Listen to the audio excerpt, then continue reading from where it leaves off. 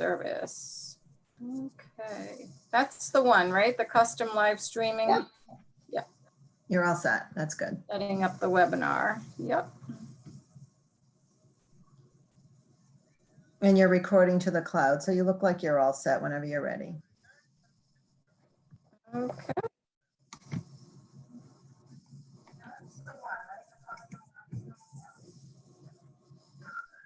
All right, it is 7 o'clock. So we will begin with 4 interviews for the Water Advisory Commission tonight.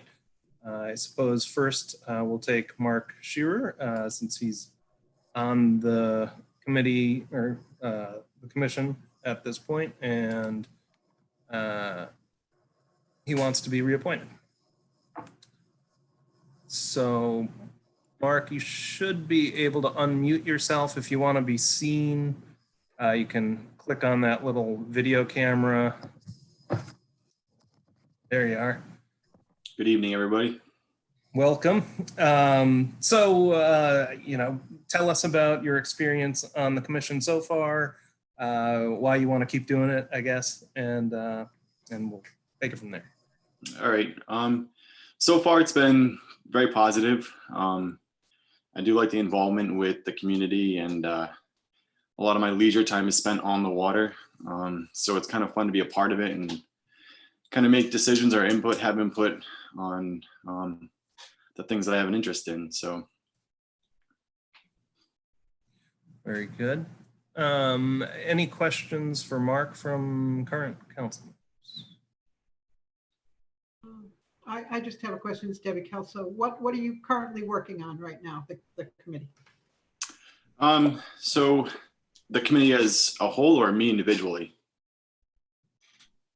You individually first. We'll go there. Just participating in the monthly meetings, any issues that come before us. I also spend some time on the water with the harbor master, so I can see a lot of the firsthand activities that are going on. Spend a lot of time at Marina Park, so have some input on some of the issues there at the boat ramp. Some of the issues that have come up on Water Street. Went down there to kind of see the setting and some of the activity that goes on there. So just Great. More of a participant at this point. Great, thank you. Hey, Mark, Rory McEntee. I'm not too familiar with your past experience. Maybe you could just kind of tell the council a little bit about your background, maybe educationally and work experience as well, and kind of how that's allowed you to do well in the committee so far as you've served. Yeah, absolutely. So I'm a Rhode Island transplant. I grew up in Connecticut for the most part. I came to URI in 2006 and graduated in 2008. And liked the area so much that I decided to stay. And since then, my parents have joined me down here, and my older brother. Like I said, I spend a lot of time on the water. I have a boat, recreate up and down the pond and on Potter's Pond. And then recently bought a house in Snug Harbor. So pretty actively involved with the water and the area. And kind of decided to stick around. So I'm trying to set up some roots and be involved in the community. Great, thank you. Right. Any other questions for Mark? Well, thank you for coming before us again. And we should be letting you know shortly. Thank you for your service up to this point too. Great, thank you. Appreciate the time. Yes. Have a good evening. You too. Now let's see. Bring in Nate Merrill.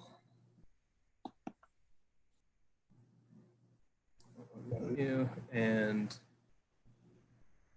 you should be good to go, Nate. Looks like your microphone is on. Your name is familiar to us as somebody who has come before us to talk about Water Street. Speak to your interest in serving on the commission more broadly, of course, and what experience you think will be relevant and helpful to the commission. Thank you, Abel. And good evening, Council. I'm Nate Merrill. I jumped at this opportunity to apply because I was looking to get involved in the town. My wife and I decided this is home after graduating URI, graduating grad school at URI. And so we ended up buying a house in Matunic. And I'm an active water recreationist myself, between boating and shell fishing and shoreline things like windsurfing and surfing. And that part of the town's resources got me excited to be involved in and to learn more about the issues that are important to the town and be able to help maintain and improve water access and water resources. My day job, I work down at the EPA lab in Narragansett. It's a research lab. We do water quality work. I'm an environmental economist, so I do cost benefit work, and recreation and water quality is sort of my niche at the moment. So some of the topics coming from the that I see in the Waterfront Commission jive with my knowledge of the issues that I work on in the day and that I'm passionate on my free time. So it seemed like a no-brainer spot to help out where I had some time and skills and interest. Okay. Thank you, Nate. Questions for Nate? I think Nate did a good job telling us a lot about his background, and he seems like he would be a good fit. All right, thank you, Brian. Any other questions from councilors? All right, well, Nate, we're rushing through these. As you might have heard, we have 4 to get through, and then the work session. So excuse us for being brief, and thank you for putting your name forward. You're certainly a very well qualified candidate for this commission. Thank you all. Good night. All right, Sarah Lindley, promote you to panelist. And Sarah, you should be able to unmute yourself. And if you want to be seen by us, there you are. Hi. Yes. Good to see you Good again. evening, everybody. Yeah, good to see you. So it's been a little while since you came in for the interview last time. So maybe just refresh our memories about why you want to serve on this commission. Sure, of course. Well, I'm a native Rhode Islander. I've lived in South Kingstown for about 3 years now. And my interest in joining the commission really is, my main interest is finding ways to get more involved in the community. And also being able to apply my own skills and expertise to something, to an area that where I think I could be useful for the town. I, like the previous applicants, I also am a user of the town's natural resources. I'm also a recreational boater. I take my kids out on the salt ponds just about every weekend and fish and go shell fishing as well out there. The town's natural resources and the harbors are very important to me personally, but also I professionally have a great interest in this area. I currently work as a postdoctoral research associate for Rutgers University in New Jersey, remotely, obviously. And my research is focused on fisheries.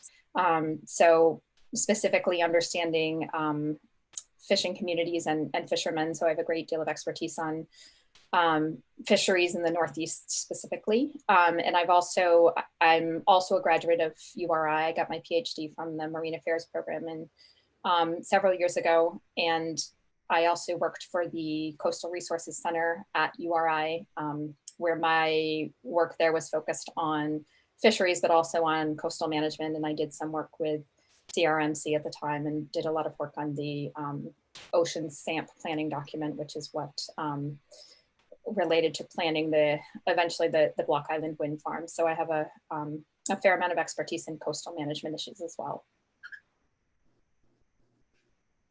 Thank you, Sarah. Questions for Sarah?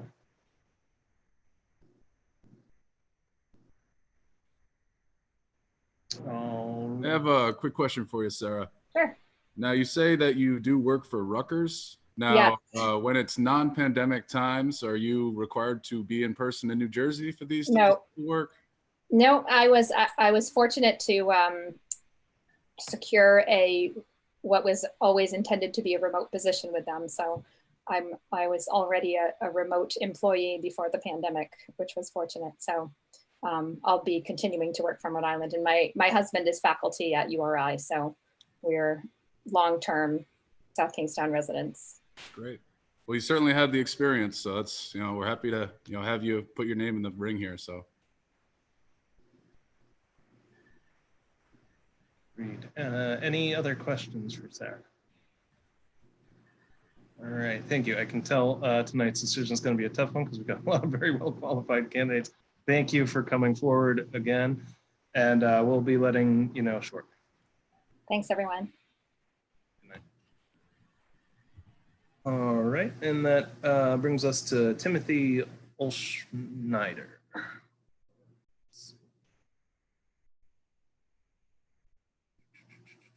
Where is it?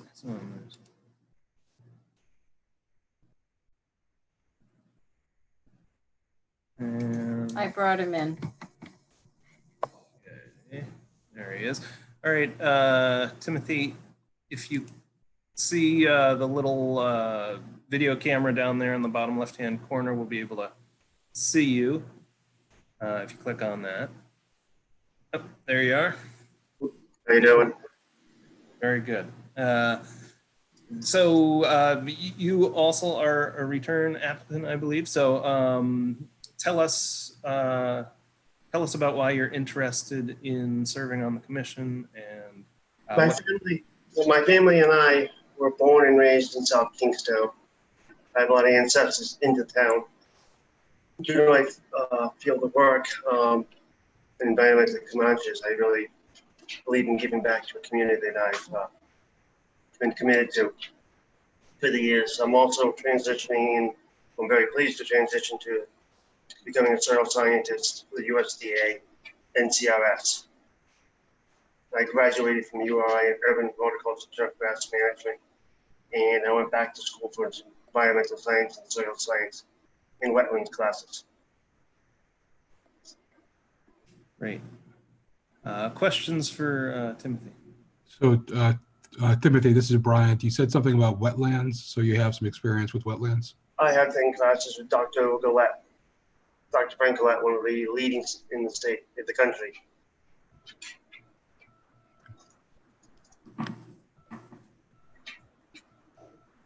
Any other questions?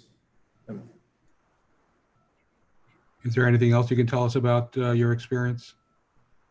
I worked for myself for 20 years doing mechanic landscaping. I have went to the Army Corps of Engineers as a park ranger for a short period, and then I went to the USDA APHIS PPQ Asian longhorn beetle eradication in Worcester, Mass. And then I work for the U.S. Coast Guard in the ground shop, and then I'm transferring to the soil as a soil conservationist for the USDA in Warwick. Okay. Very good. Thank you. Any last questions for Timothy? All right, very good. Thank you again for throwing your hat in the ring. I believe we'll be able to make a decision tonight, so we'll let you know shortly. Thanks. Good night. Good night. All right. So it doesn't look like a long agenda, but I will certainly not intimate that means we'll have a short meeting. Rob, why don't you take us through the agenda? Good. We've got about 15 minutes, so I want to start with the ones that I think might take the most time tonight, particularly since one of them is an item that I think really we don't have the ability to deal with at a local level, and we need to make sure that the audience, the petitioners here, are aware of the limitations. There have been a number of email requests and a petition that was submitted through Councilman DeCruz requesting that the town allow for the use of golf carts in Green Hill. Current law in Rhode Island prohibits golf carts from being used on public roads. And because it's a state statute, we don't have the authority to override that restriction, that prohibition. We cannot permit golf carts to be used on public roads. There's nothing the council can do. There's nothing we can do administratively. The state legislature could provide, by special legislation, could provide that certain roads are roads on which golf carts are allowed. They have done so on Prudence Island. Now, Prudence Island is it's a very isolated road network. It's a road network on a relatively small island. Whether the state legislature would entertain a change in state law to allow for golf carts on a public road network that is not isolated from the interstate system or for the rest of the state system is a question for the state legislature. Whether they should is a question that locally we're going to have some opinions about. And if such legislation were introduced at the state legislature, the police here in South Kingstown, the town solicitor, and I would all recommend against the adoption of such legislation because the public roads are open to everyone. They're open to all users of the network. While some would love to be able to use golf carts on the roads, they do pose a hazard not only to those in the golf carts, and one can argue that they're assuming the risk, but they can also pose a danger, an unexpected danger, to drivers of other vehicles. So cars, motorcyclists, they come around a quarter, they find a slow moving vehicle, they swerve to avoid that vehicle and are injured. We have an obligation to make sure that not only the people driving the golf carts are safe, but everyone who might encounter a surprise golf cart on a public network that isn't disconnected from the interstate and state system has to be protected as well. It's not safe. It's not safe for the people in the vehicles that are being proposed, and it's not safe for the people who might encounter those vehicles. This is really a very, it's a nice idea in theory. It's a nice concept for folks who have a neighborhood that feels very, isolated and very discreet, but it's a danger, and it's one that we really, one, don't have the authority to do locally, and two, probably ought not to ask the state legislature to do. So that's all of that I'll say when we get to that portion of the meeting, but we're gonna hear from a lot of folks tonight because we've seen those emails. We know that people are interested in making this change. Again, it's just an uphill battle. The next item, the public hearing on the energy aggregation.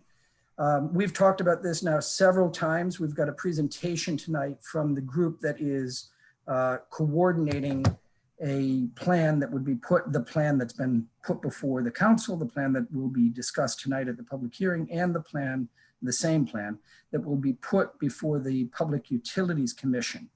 The plan really sets out, I'll let them describe it in more detail, but sets out 4 levels of participation. Essentially, there's a baseline participation. Everyone in the municipality would be brought into this baseline participation.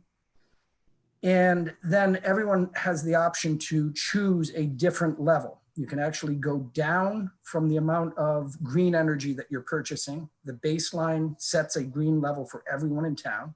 You can opt out of that baseline to a cheaper, the cheapest, the least expensive option, which has the state minimum for green energy. And then you can also choose to go up and reduce your savings on energy, but increase the amount of green energy that's in the basket of energy that you're purchasing. There are 4 levels: the base, 1 below, and 2 above. This is an opt-out program. You don't have to participate in the program. Anyone who is in South Kingstown, any residential or commercial user, can simply say, I don't want to participate at all, and they're out of the whole thing, which would mean that they don't enjoy the savings that the program will generate, and they also don't enjoy the better, greener mix of energy that the program will offer.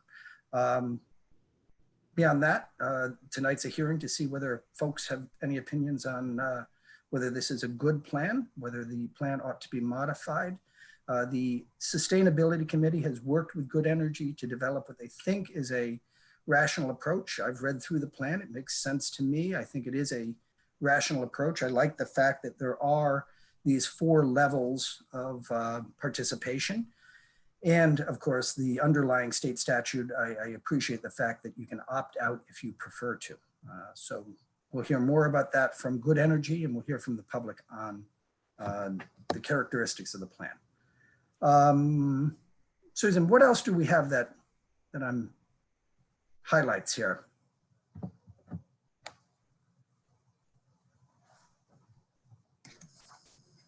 Highlights. Okay.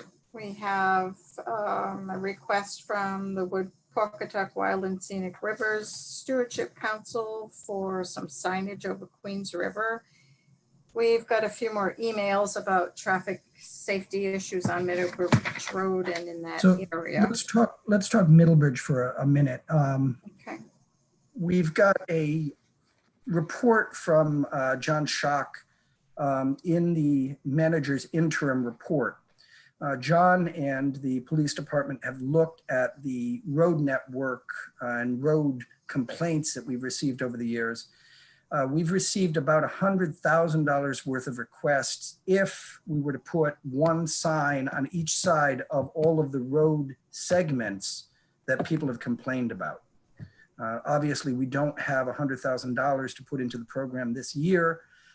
John is recommending that we start out with a 3-segment initiative, $17,000 worth of signs that we could put in place on Middlebridge. John, I'm going to ask you to jump in and tell me the other 2 roads.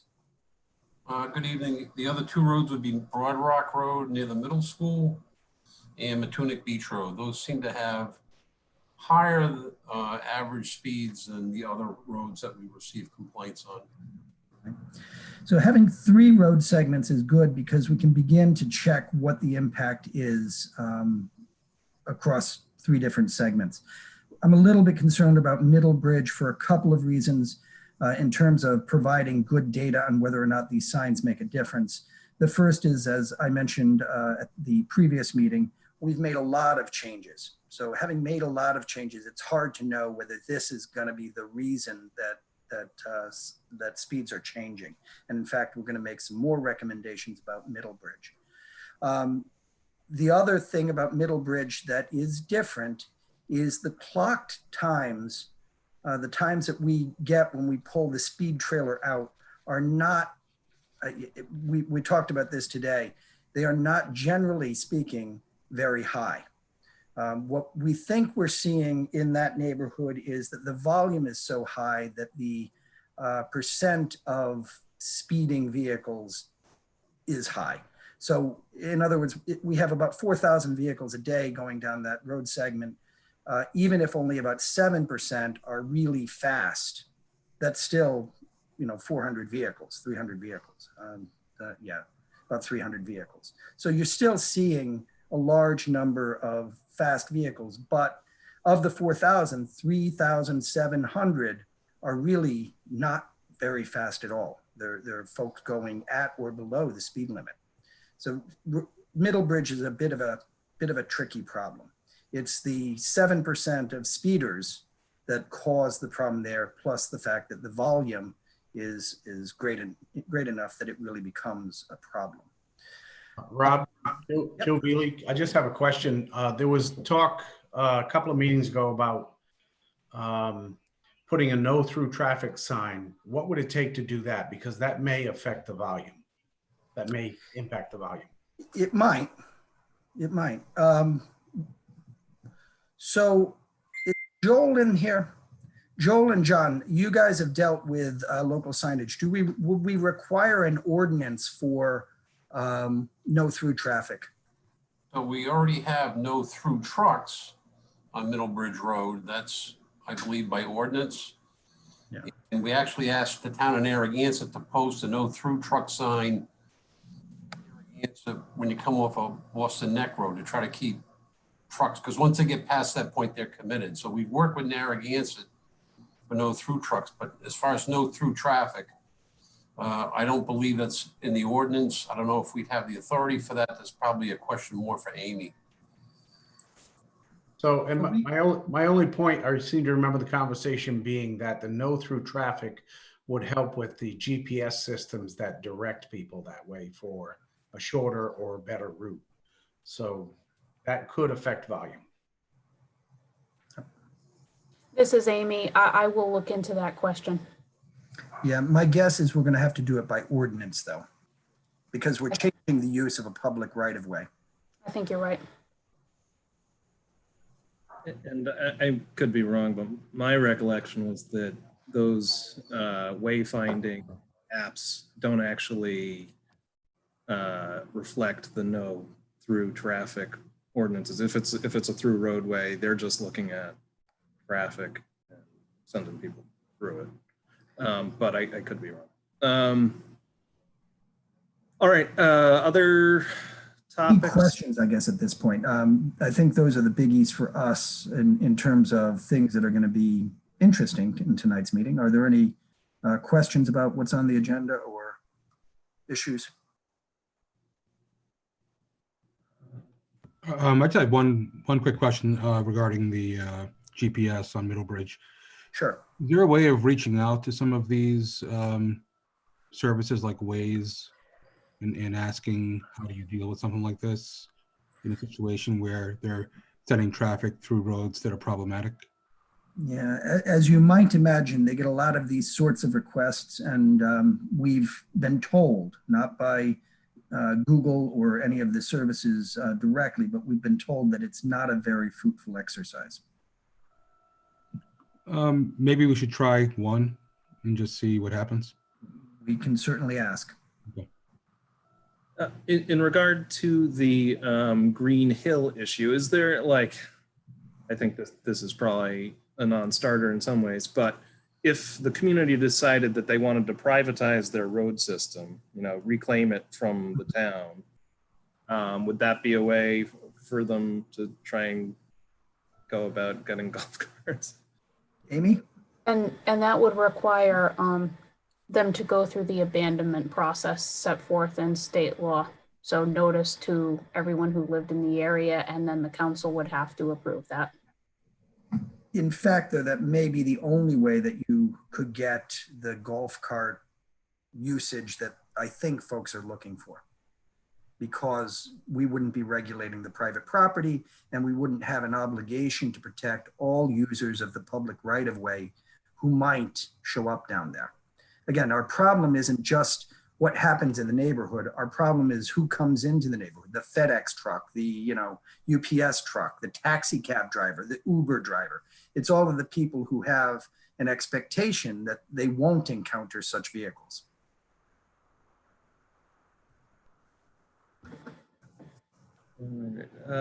So does anybody have any questions on any other items on the agenda, or just general questions?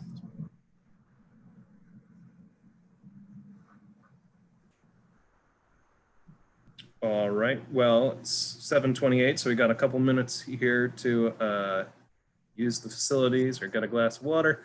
You never know how long these meetings are going to be. Right.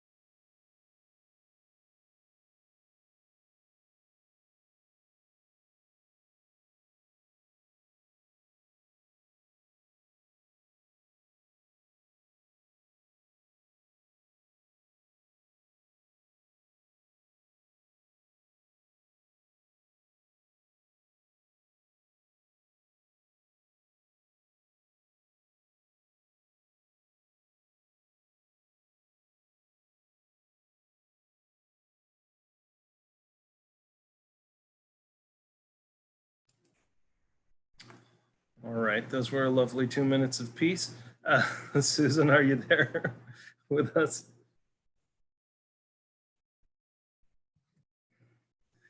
So I guess we can begin the regular meeting. Yes, we can. So I will gavel us in here. Welcome everyone to this meeting of the South Kingstown Town Council. It is Monday, July 27th. The time is 7:30 p.m. Our first order of business, as always, is the pledge to the flag. If Susan wouldn't mind leading us again.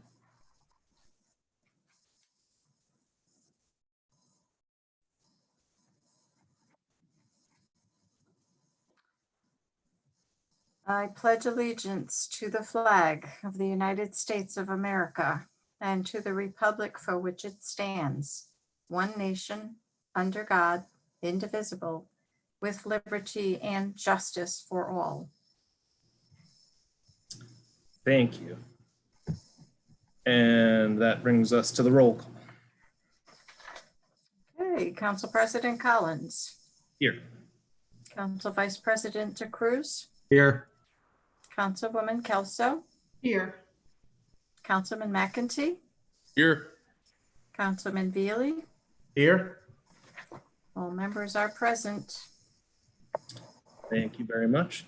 Item 4 on the agenda is the approval of minutes of previous meetings. Rory McEntee, I'll make a motion to approve for A and B. Deb Kelso, second. We have a motion by Rory, a second by Deb. Any discussion? Anyone opposed? That motion carries unanimously. Item 5 is the consent agenda. Rory McEntee, I'll make a motion to approve the consent agenda. Bryant DeCruz, I'll second that. Motion by Rory, second by Bryant. Is there anyone opposed? All right, that motion carries unanimously as well. But I guess this is a good time just to remind us all not everybody is able to see us on their screen because they're participating by phone. So for those folks, just if we can announce ourselves. I know I'm the worst at doing this because I'm always talking, but other people can do it. Hopefully people will get used to my voice. All right, that brings us to item 7 on the agenda. 7A is a public hearing relative to adoption of an electricity aggregation plan as drafted by the town of South Kingstown for the purpose of obtaining public comment on the plan and to authorize the town to enter into a community electricity aggregation plan with Good Energy LLC and submit it to the Public Utilities Commission for their review. And we have a couple of presenters for this public hearing. Is there any communication to read into the record? Not that I have received, unless the planning or finance department has received any. I'm not aware of any.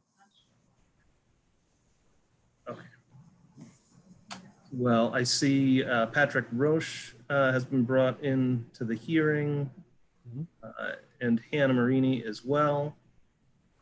I don't know which one of you would like to present first. If you would like us to be able to see you, there's a little video camera icon down there in the bottom left of your screen. Excellent. Hi, Council President. This is Patrick from Good Energy. Can you hear me? Yes. Excellent. I'm having a little camera difficulty, so I'll just be on audio tonight, if that's okay. That's fine. Excellent. And this will be a short presentation by myself, Patrick Roach from Good Energy, and Hannah Marini from the South Kingstown Sustainability Committee. I think Hannah's going to kick it off, but actually before that, I'll just ask if the town manager wants to say anything to introduce it, or if we should just dive right in. So Patrick, this is Rob Zarnetsky. I guess the only thing I want to make sure is the council has received a copy of the plan. Is that not correct? That should be correct, and maybe the town clerk can confirm, but I believe we sent the plan as well as an executive summary, a 2-page executive summary. The executive summary was presented to the council as a memorandum under my signature, actually modified slightly, Patrick. Okay. And the plan itself, do we know whether that was presented to the council? Was that delivered as part of the manager's interim report, Susan? You're on mute. I'm sorry. It either went to the council on your report or it went out with the agenda items for posting on Clerkbase. Let's see. Okay. I think it's on. Okay.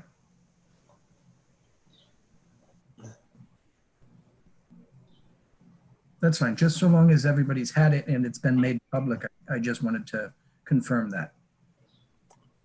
Great. So Patrick's been working with the Sustainability Committee for quite some time now. And this plan has been the subject of quite a bit of work by the committee members. Again, I've had a chance to look through the plan. I think that it's a really nice work product. It's a rational plan. It's consistent with the plans that have been developed by other municipalities here in Rhode Island, notably Providence and Burlington. I'm sorry, yes, Burlington. Barrington, thank you. Yes. I'm thinking Vermont, I guess, I don't know. And you know, it's just a rational, straightforward kind of plan. So with that, I'm gonna let Patrick take over. Thank you. All right. Thank you so much. So yeah, our purpose here is to provide an overview of the plan. And this is a public hearing, so we can take public comment after that. And then I believe as the agenda item notes, depending on what type of public comment we get, if there's not a need for substantive change, there is an opportunity for the council to vote to approve the plan. So we'll talk about that. So Hannah, I'll let you start off and just let me know when you want me to advance the slides. Sure. This is Hannah Marini from the Sustainability Committee. And I'm just going to go through a little bit of a background of the program, some of the benefits, high level, and the steps that the town has already taken to pursue community electric aggregation. You can go to the next slide.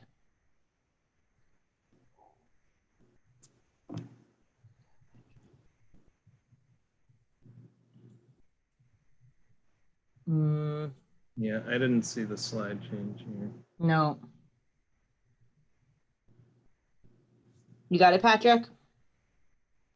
Sorry about that. Maybe I think I went to full screen. That might have been the problem. Let me leave that. 1 second.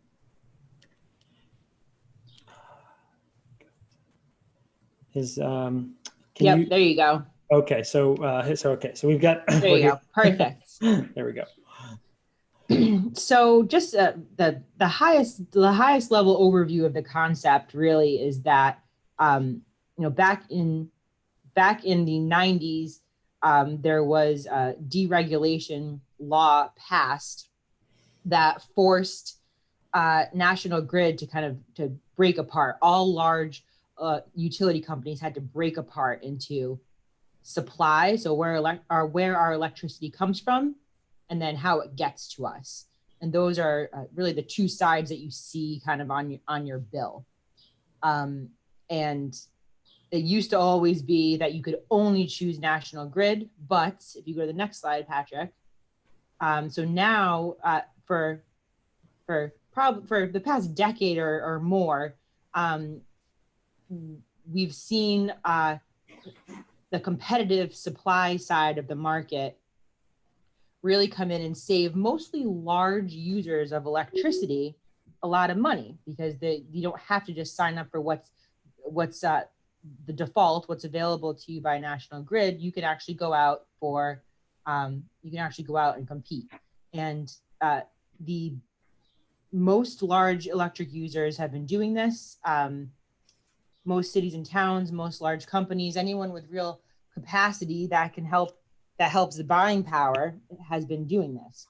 But there really hasn't been a good solution for small users of electricity, for residential customers, or for really small businesses because there isn't buying power for very small users. And that has changed recently.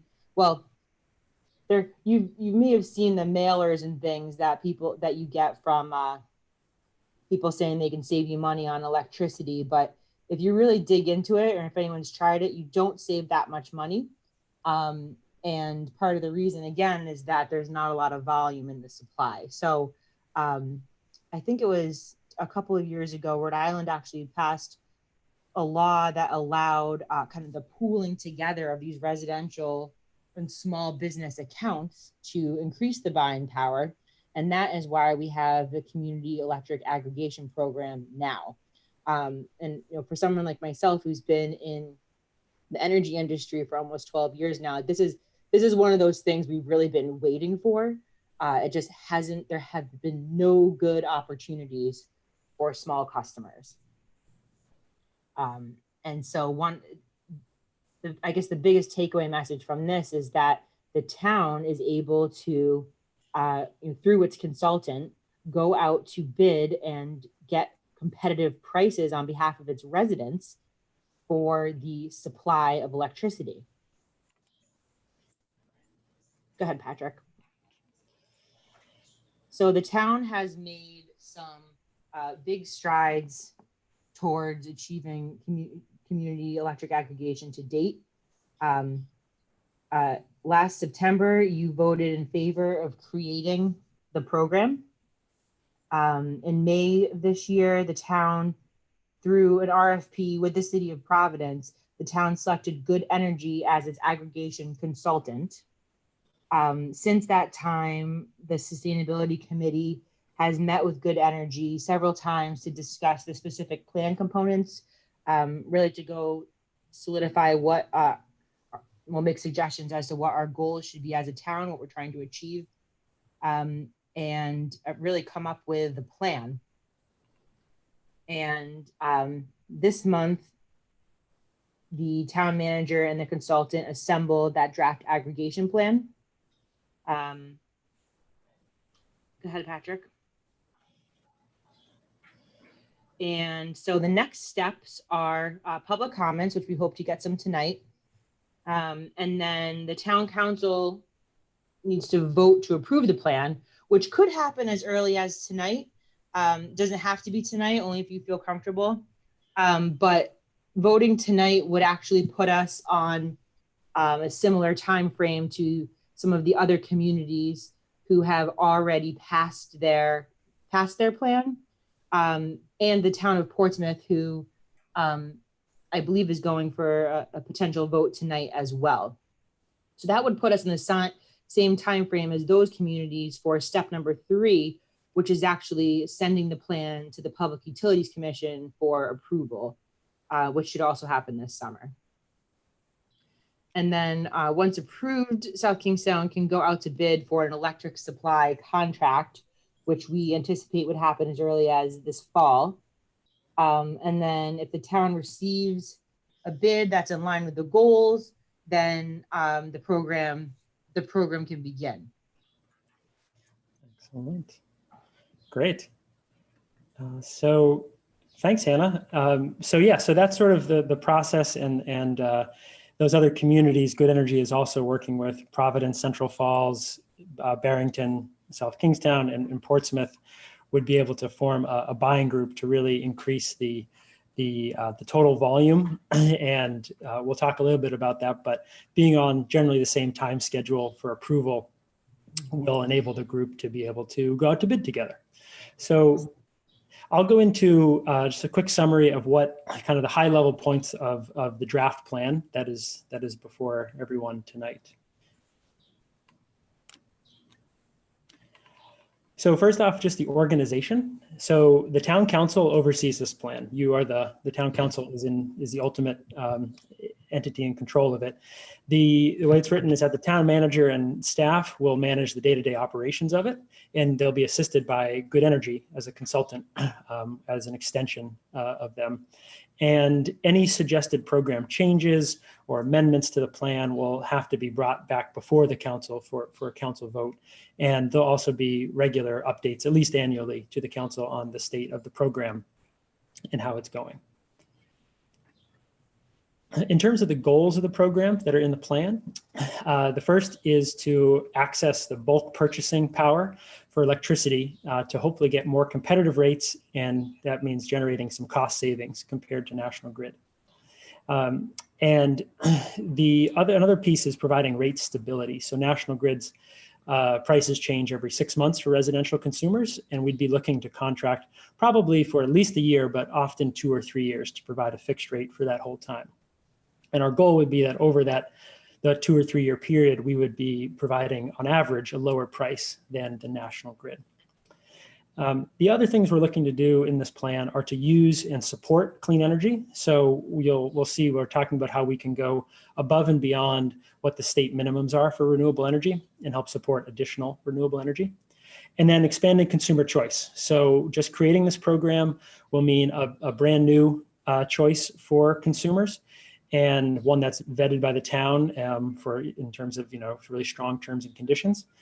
But we also are going to have multiple options within the program. So we're definitely expanding choice in a few different ways. So those are the goals. And in terms of what to expect if you are a South Kingstown resident or business. So first off, this is an automatic enrollment program. That's the way the statute is written. So it has to be automatic enrollment.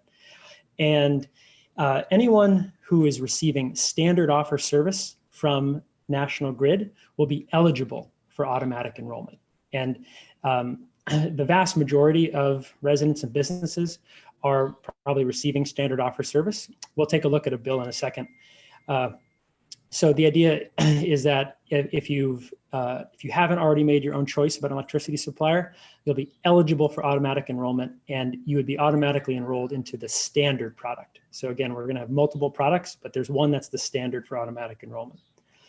And if you have already made your own choice for a supplier, that's great. You're not going to be eligible for automatic enrollment, but if you'd like, you can choose to join the program. So it's open to everyone. And as a reminder, National Grid will still be handling the billing. They'll do maintenance on the poles and the wires, power outages, and it's not going to affect your solar or net metering credits or like low income discounts. Those are all going to continue. And if we took just a quick look at a bill here, so I think this is page 2 of a typical National Grid bill. The two parts that Hannah was highlighting earlier, the delivery and the supply, are the two main parts that are circled there in red. And so if you look at your bill and under supply services, if the supplier says National Grid, then that means that you would be eligible for automatic enrollment in the program. And so someone's still going to get just a single bill. It's just that the supplier name and the cost is going to change based on what the town is able to secure through competitive bidding. This was an important component for the Sustainability Committee as well. We wanted to ensure that because it is an automatic enrollment in the program with an opt-out, that it was a truly seamless transition. There were no extra steps anybody had to take in order to benefit from this program, that it wasn't going to be a burden in any way. It's all on bill, and just the name of the supplier will change on the bill. That's it. Exactly. So before the program starts, we're going to do an extensive education campaign to make sure that we make residents and businesses aware of the upcoming program launch and what their options are. So I think it's Appendix 2 of the plan has our kind of detailed outreach strategy, and that's going to entail lots of different ways to reach people. So website, social media, a number of mailings, working with local groups to get the word out through them. And what we want to do is make sure people hear about the program a couple different ways before the program launches. And so this will be probably at least a 6-week effort ahead of the start date when people are automatically enrolled. And what we're going to be conveying is that you have the right to opt out and not participate. So you don't have to participate at all in the program. And in fact, everyone who's eligible will get a mailer at least 30 days before the program starts that has a postage paid reply card, as well as a website address and a phone number that they can send back if they don't want to participate. So people have plenty of time to decide they don't want to participate. We'll also be letting them know that there are optional products that they could choose to enroll in. And then if the end of that opt-out period arrives and you've done nothing, you'll be automatically enrolled in the standard product. And we'll talk about that product in a second. So yeah, the education outreach is a really important component of this. And we will be continuing to work with the Sustainability Committee and Town Manager to really draft and hone that messaging in where we can connect with people.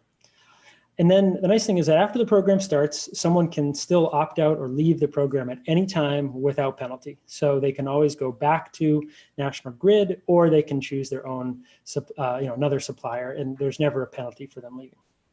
And they can also switch to one of the optional products. So that's sort of the launch process. And in the plan, and these are the products that the plan envisions. So there's the standard product, and we're calling it Smart Energy for now. And that's the one that you would be automatically enrolled in. Then we have 3 optional products. And so the plan specifies what the goal of each product will be.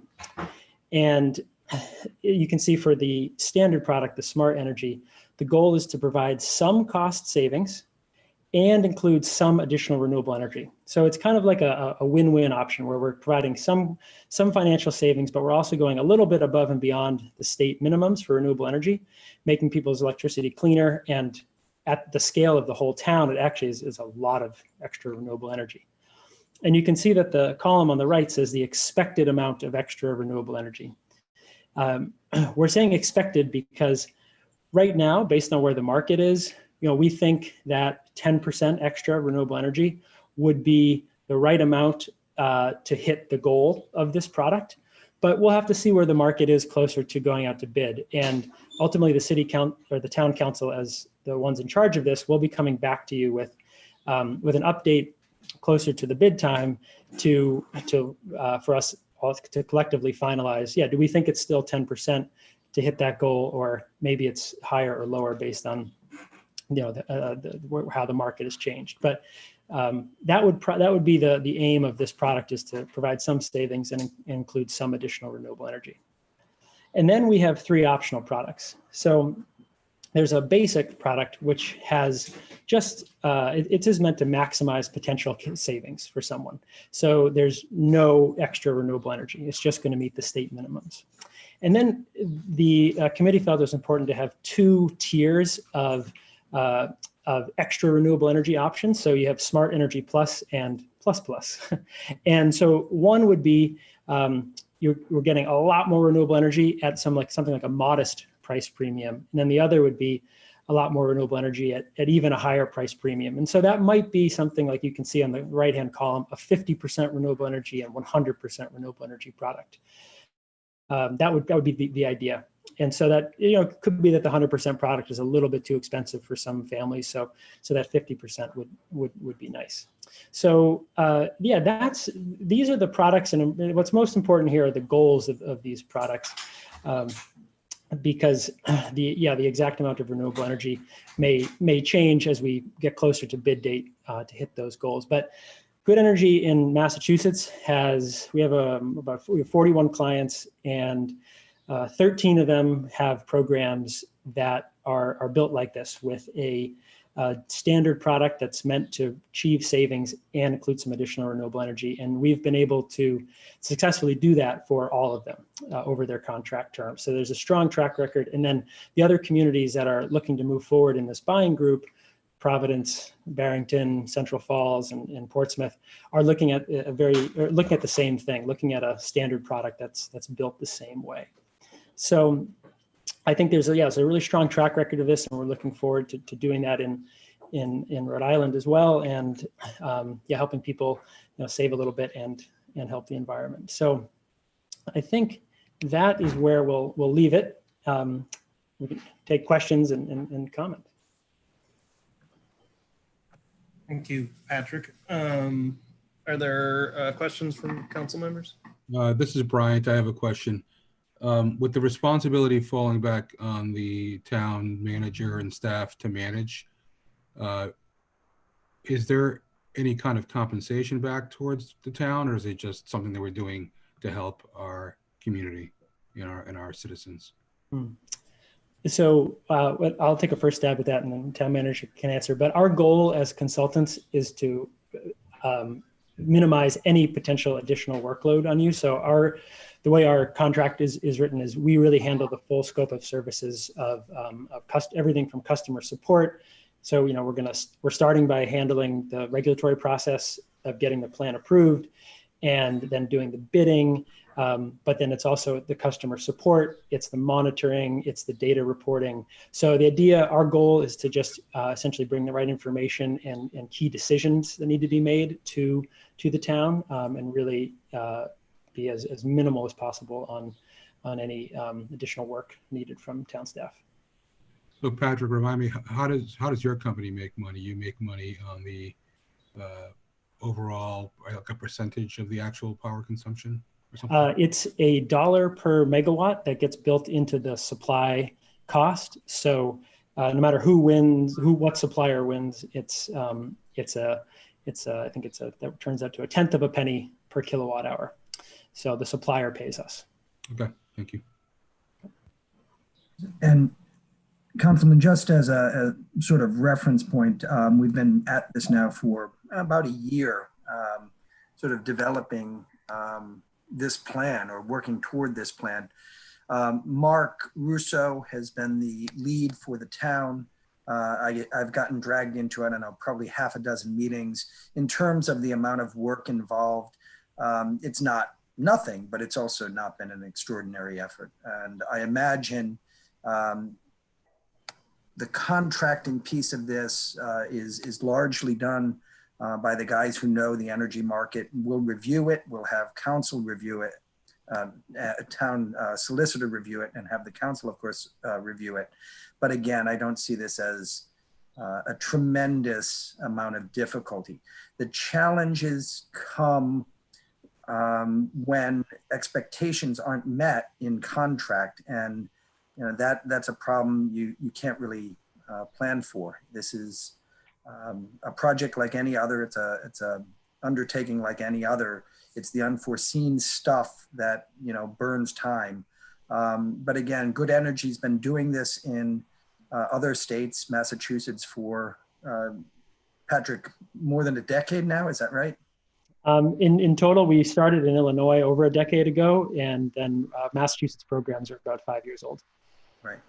So there's a track record here. I don't think we're biting off more than we can chew, and we certainly seem to have cooks who know how to chop things into bite sizes. So I think we're in pretty good shape on the workload. I don't anticipate this being anything that would require Mark to give up any major part of his day job, and I don't anticipate much more than the review of plans, the review of modifications or amendments to the plan, the review of contracts. It's not, we're not out there actually producing the bidding documents or anything like that. Thank you, Rob. Deb, I see your hand is raised. So I have a couple of questions. So what is before us tonight is the potential for approving the plan, which would be sent to the Public Utilities Commission, right? So once it goes to the PUC, and if it's approved, and then you go out to find companies who are going to provide the service, does it then come back to the council once it has those numbers attached from the companies? Or is what happens tonight, does this send this on its way? It's gonna come back to the council after this. So yes, it will go to the Public Utilities Commission, and once it's approved there, then we'll be coming back in front of the council to recommend when we should go out to bid and be bringing you numbers about where the market is, so we can solidify exactly how much renewable energy and when we're going to go out to bid. Okay. And then once you have those numbers attached, does it come back again? It does. Okay, thank you. And then just a question on the Energy Plus, Smart Energy Plus and Plus Plus plans. Sure, and actually, Deb, sorry, I apologize, Councilwoman Kelso, if I could just to interject, the way the way the bid day does work, just want to clarify this. The bids are held open for basically like an hour or two. So the way the plan envisions this is we don't have time to come back to a public meeting to review that. So that what we do is this is the way we've been doing it in Massachusetts too, is that all the work is done really leading up to it, so that we present you with good data about where the market is and what the likely price is, and we clarify what the renewable energy numbers are going to be, and then the council would appoint someone to represent the town on bid day. So that person would be given kind of, a set of guidelines from you, right? That, based on what's acceptable, based on where the market is. So you will be able to get a report back after that. And you're never under any obligation on bid day to say yes. If it doesn't meet the town's guidelines that you've established, then we'll go back out to bid another time. But that is the process. So we just need to appoint an agent then to sit at the table when that step is happening. Exactly. Okay. Just another question on Smart Energy Plus and Smart Energy Plus Plus. In your presentation, you have a modest increase and a higher increase. Does modest mean 25%, do you think? Does it mean 75%? What generalities can you generalize what that? Yeah, sure. So I think generally, so you might say the standard, the smart energy, that might, let's pick a number, it might be around 10 cents per kilowatt hour. If we were going to the plus at 100%, that might be 12 cents. So an extra 2 cents on top of that, and the 50% would be 1 cent. So we often see for just doing the math for the town of Sudbury today, Massachusetts, they have for the average household in their community to go from the standard to the 100% product was going to be something around $25 a month. They tend to have larger houses than the standard in Massachusetts, but that's sort of what it might add up to on a bill to go from the standard to the 100%, say. Okay, thank you. Patrick, Rory McEntee, I got a few questions for you. Now in South Kingstown, what savings do you anticipate by enrollment with the standard product as compared to the current rates that they pay with National Grid? So I think generally we look to see around between $50 and $60 a year in savings. And that is going to depend on the size of your electricity bill. But that's sort of a good rule of thumb that we're shooting for with the standard product. Now it seems, this seems like a great program here. It seems like no matter what direction you go, you're going to experience savings, whether you enroll in standard product or basic. So what reasoning may some residents have for opting out of participation in this program?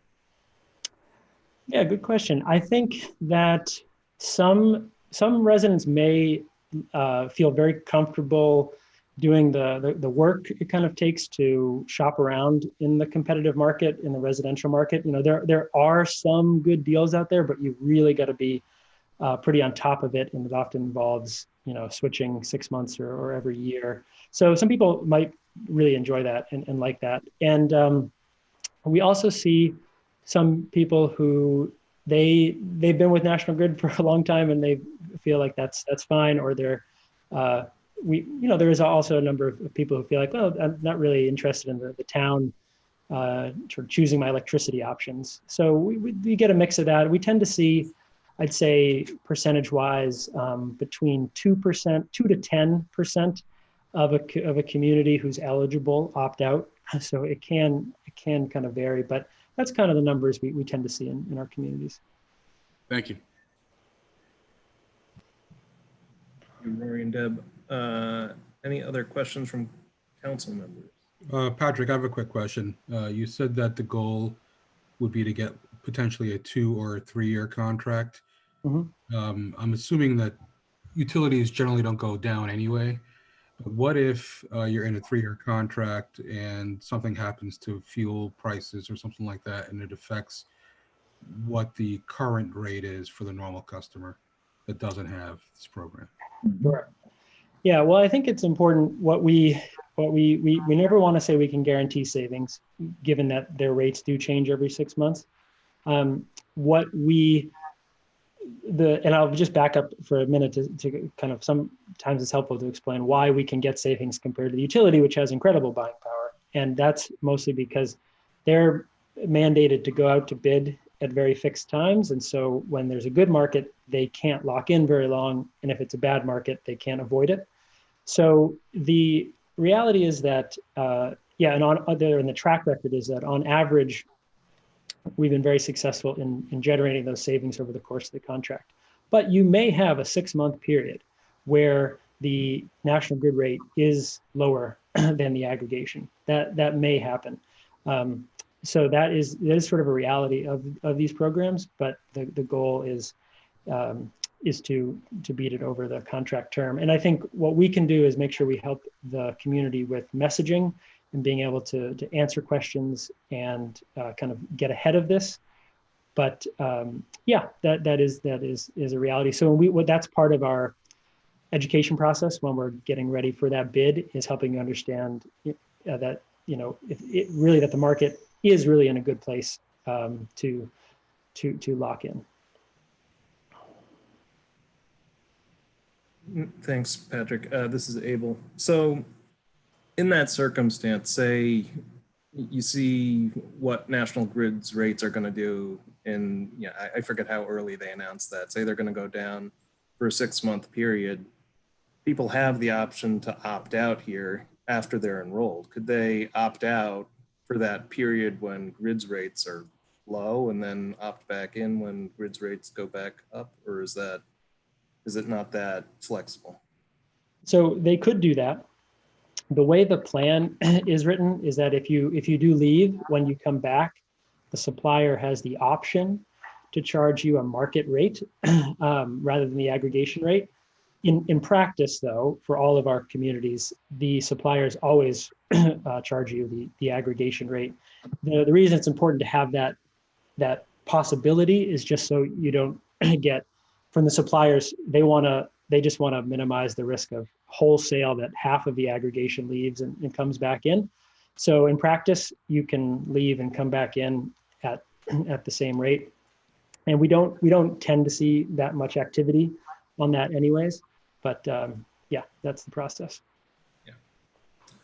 The other question I had was, so, residents some people are going to opt into the Smart Energy Plus and Plus, and pay that premium. And I guess theoretically, that premium is filtering into renewable projects. Do we have assurances that the projects are going to be in Rhode Island or local in some respect, or how is that managed? Yeah, great question. So and this is where we can do some great reporting for the town, but at a minimum, the renewable energy will be coming from New England. We're going to be sourcing it from sources that qualify for what's called Rhode Island New, which is the state standard that goes up every year. So that's New England, and technically it could be Canada or parts of New York. We will just go within New England, and through a partner we help procure with, we'll try to be getting the vast majority of that from Rhode Island and Massachusetts. And we'll be able to, for example, we'll build you a website. We'll be able to have a map of where these sources are coming from, and give you reporting about those. Yeah. Patrick, can you disclose the partner? It's Green Energy Consumers Alliance. They're a nonprofit that is based in Boston and Rhode Island, and they've been doing renewables procurement for a few decades at this point. And so it used to be Rhode Island People's Power and Light, and they merged with the Massachusetts company. So they're very local. They're a very local buyer of renewable energy credits, and they definitely, from my experience, they definitely go out of their way to invest in Rhode Island projects when they can. So I think it's important to know that. Yeah, and I'd add as a good example, there's 2 landfill solar projects in, I think it's North Kingstown or North Providence and Johnston, I think.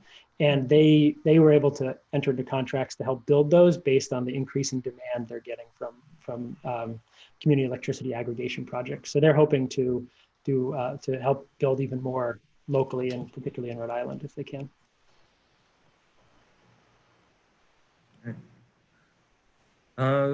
Any final questions from panelists? All right, seeing none, we'll open it up for public comment. If you are an attendee, you can hit the little raise hand button and we'll go first come, first serve. I see Angela Twoney is our first to speak. Let me bring you into the meeting.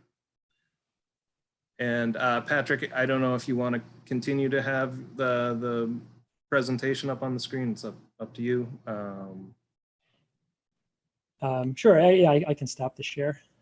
There we go. Can you hear me? This is Angela Twoney. Yes, we can hear you. And if you want to be seen, you can just click on that little video camera button. Okay, that's all right. I am Angela Twoney from the South Kingstown Sustainability Committee. Thank you, Hannah and Patrick. I think that was a really good, succinct summation of the program.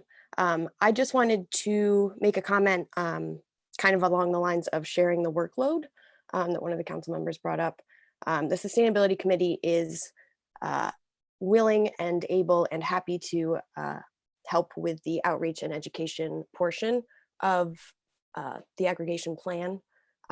We've had a couple community forums to date that were pretty successful. So the community should have some familiarity with us and our ability to, hold these sort of educational programs. So I just wanted to add that. I think this is an exciting program. I think South Kingstown is sort of the perfect candidate as a sort of forward-thinking and sustainability-focused community. And to be in a group of these couple of communities as the first ones to do a program like this in the state, I think that's something to be proud of. So that's it. Thank you. Thank you, Angela. Jim Norman, another member of the Sustainability Committee, will bring you in here. And you may need to unmute yourself, Jim. There we are. You got me now? Yep. Okay, Jim Norman, the Sustainability Committee. I just want to tell town I appreciate their acceptance of this or the willingness to look into this proposal. Our committee has worked for quite a while on this, and I think, as Angela said, it's exciting because it will bring some price stability to ratepayers in the town and also potentially savings. So I really highly recommend that the town move forward on this even as early as tonight. That's it for me. Thanks. Thank you, Jim. Reg Sweet, see your hand raised. You are. And if you just, there you go. Can you hear me? Yes, we can. Just a few questions. Is there a buy-in to participate in this program? Hey, this is Patrick. There's no minimum number of participants needed, and there's no cost to an individual to enter. So I guess no buy-in, but happy to clarify further. Okay. I saw that it's easy to opt out. I've participated in other things electronically, and it never seems to be easy to opt out. With Verizon to switch into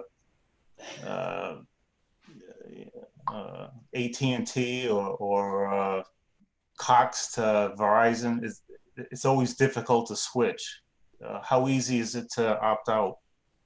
Yeah, that's a fair point. I think we make it as easy as possible. So there's no trying to get you to stay. So if you call or submit an online form or submit the mailer, that's it. That's you'll be opted out on the next billing cycle. So it might take 1 month for that to take effect, but it'll be immediate as soon as possible. And you can do it, through multiple mediums.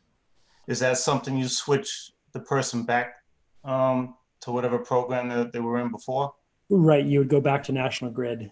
But you would be switching, or is it up to Right. us? Right, yeah, we would submit your information to National Grid to say they want to be back on National Grid. Okay. Do you need a certain number of participants between the town and the residents? We do not, that's not a requirement. I know the town has most of its electricity paid for through solar panels. Is there going to be much of a savings for the town? So the town accounts will not be participating in this. Generally, the town is an example of one of those entities who's already in the competitive market and already has a supplier. So they could be eligible for it, but generally the towns, your town government has enough size on its own to get some good rates. So usually they do their own thing. Okay, that's it. Thank you for the answers. Sure, thanks for the question. Thank you, Greg. And I see Mark Kravitz here. Let me bring you in. Mr. President, if I may, just one comment on that last point, and that is that the town's current contract for electricity ends in December of 2021. At that time, we could opt to join the program. Oh, thank you, Rob. Mark, you are in the meeting and I see that you are unmuted, so you should be good to go. Great, thanks, Abel. Appreciate it. Hi, everyone. Mark Kravitz. I'm with the Sustainability Committee. Just want to reiterate what my colleagues said on the committee in providing full support for this option. And what we're excited about, at least what we've discussed, is the strong track record of this program. We should feel confident as a town moving forward. And I love the whole sort of soup to nuts support that this will be providing the town. Based on my personal research, the entity that Patrick works for will provide good technical assistance and support. So other towns have expressed that as well, and I'm excited for South Kingstown to move forward with this. So thanks. Thank you, Mark. I see Kathy Stanley. I'm going to bring you into the meeting here. And you may need to, yep, you're unmuted now. And if you want to be seen, you can click that video camera. If not, proceed. Thank you for that. I am actually the new outsourced energy manager who will be working with the town of South Kingstown. So I have a couple of things I wanted to say hello and introduce myself. I had a chance to meet with Rob and with Mark recently. So I do have a question though for Patrick, who I have worked with before in other towns in Massachusetts. And that is just my understanding is there will end up being 4 pricing options available on this one. The standard would be default. And then you have a basic that you would expect to come in under that in price, Patrick? Correct. Oh, okay, good. So that's great. And I also wanted to let you folks know that if there's anything I can do to help support your efforts here, I'm happy to do it. And just let me know what that might be. Thank you. Thank you. Thanks, Kathy. All right, I see somebody with their hand raised. Bonacon, B something. Please do just state your name for the record so we know. Hi, I'm Mal O'Connor. That's my wife's, I'm on my wife's computer. Her name's Bonnie O'Connor. Just trying to confuse you. I have a question. We installed solar panels a couple of years ago, and I'm wondering if perhaps not now, but in 2021, as Rob mentioned at the end of 2021, is there an option for us to expand? Say if we added a couple more panels, to sell more energy to the system. Because right now, as I understand it, Narragansett kind of caps us at 80% of our total use. So I just wondered if there is any opportunity potentially in the future. I know you can't say yes or no definitely, but I wondered how that works. I can take a stab at that if you want, Patrick. This is Hannah. So that's really set by the National Grid's net metering, and that it might even be set by the net metering law. So unless something changes, I believe you're capped at 100% of your last 3 years annual average usage. But that's completely separate from this energy supply problem that we're looking to help with this program. So that is separate. I haven't heard anything about that changing, but it would have to be done at the legislative level. Thanks, Anna. I can also chime in. If you're participating in the Renewable Energy Growth Program or the tariff program, where you entered into a contract and you're getting paid for your production, the rules for that program are even somewhat more complicated than net metering, I would say. So if you did want to go to National Grid and propose adding panels onto a system like that, they would probably force you to renegotiate the tariff rate that they're paying you. So that's going to be a longer conversation. What you would want to do in that circumstance, you want to wait until National Grid raises that tariff rate back again. That's going to be determined by something called the Distributed Generation Board. And that, that may never happen because the rates have, consistently gone down over time that they offer through that program. Yeah. But thank you. Yes. I think, yeah. It's well, if you have any more questions about renewable energy, I know all about that stuff. All righty, thanks again. All right, are there any further questions from the public?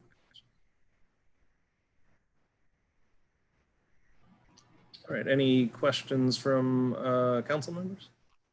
Abel, Joe Veely. Actually, I just have a clarifying question about a comment that was made a little bit earlier. A little less to do with this program, more to do with the town solar. So it was my understanding when for instance, the solar projects were put on the landfill, that the contractor that actually built those facilities benefited from the energy for a certain number of years. I'm not sure where we are in the equation, but is the town actually benefiting yet, or are we at that point in the contract? You're muted, Rob. Yep, actually the right one to answer that question would be John. If I can ask Colleen to bring John Schock into Thank you. Panel.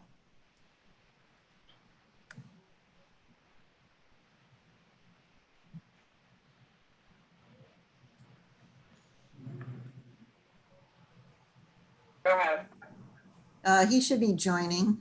Yep, there he is. Hello again. Hey, John. So yes, the Kearsarge, we have two energy developers. One was Kearsarge. That was the on-site bill in West Kingston. That system went operational back in October of 2018. On those two sites, we get 25% of the energy produced every day. So whether it's a blue sky day on June 21st or a gray sky day on December 21st, we get 25% of the energy. The offsite project that's out in West Greenwich, that was with EDP because they had the capital cost to purchase the energy there, purchase the land, I should say. We get 22.5% of the energy produced.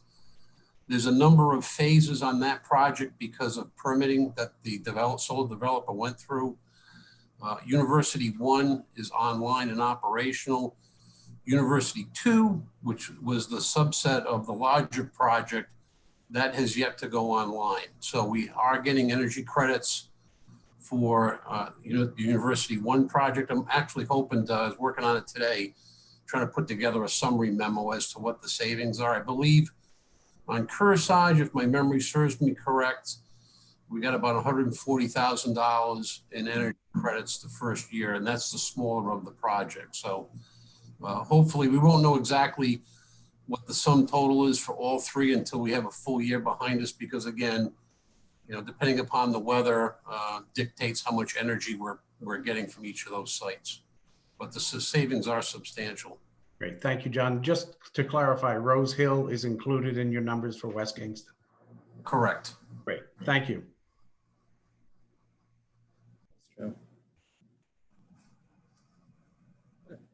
Any further questions? All right, do I hear a motion to close the public hearing? All right, it's Deb Kelso, a motion to close the public hearing.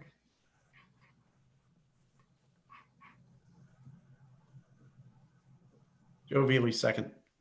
All right, we have a motion from Deb, a second from Joe. Brian, are you with us? Okay. Then we have a motion, we have a second. Any discussion on the motion to close the public?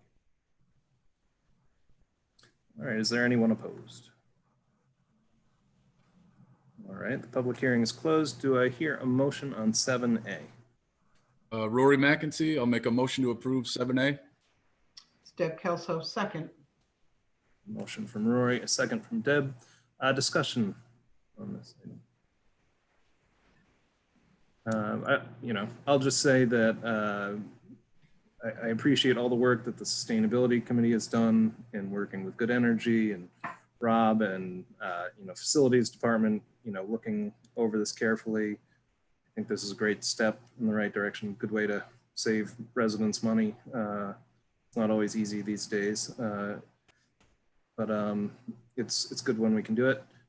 So I'm proud of all that work, and thank you. Well, why don't we take a roll call vote on this one? Okay, Council President Collins, Aye. Council Vice President DeCruz, Aye. Councilwoman Kelso, Aye. Councilman McEntee, Aye. Councilman Veely. Aye. That vote is unanimous. Good. Thank you very much, Susan. And that brings us to item 8 on the agenda. And thank you all Sustainability Committee members who stuck with us to this point. If you want to stick around for the rest of the meeting, please do. Otherwise, you are free to go about your daily lives. Thank you. And thank you, Patrick. Thank you. Item 8 on the agenda is communications. 8A is an email dated July 8th, 2020 from Stephen Dahl requesting to present information regarding 5G telecommunications towers. We received that, placed it on file. Is Stephen Dahl here to speak to this item? Stephen, if you are here, please raise your hand now. If you're on your phone, you will hit *9 in order to raise your hand.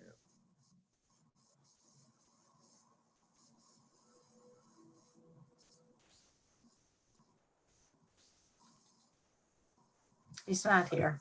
Okay, not here. Well, if he comes in later in the meeting, perhaps we can go back to this.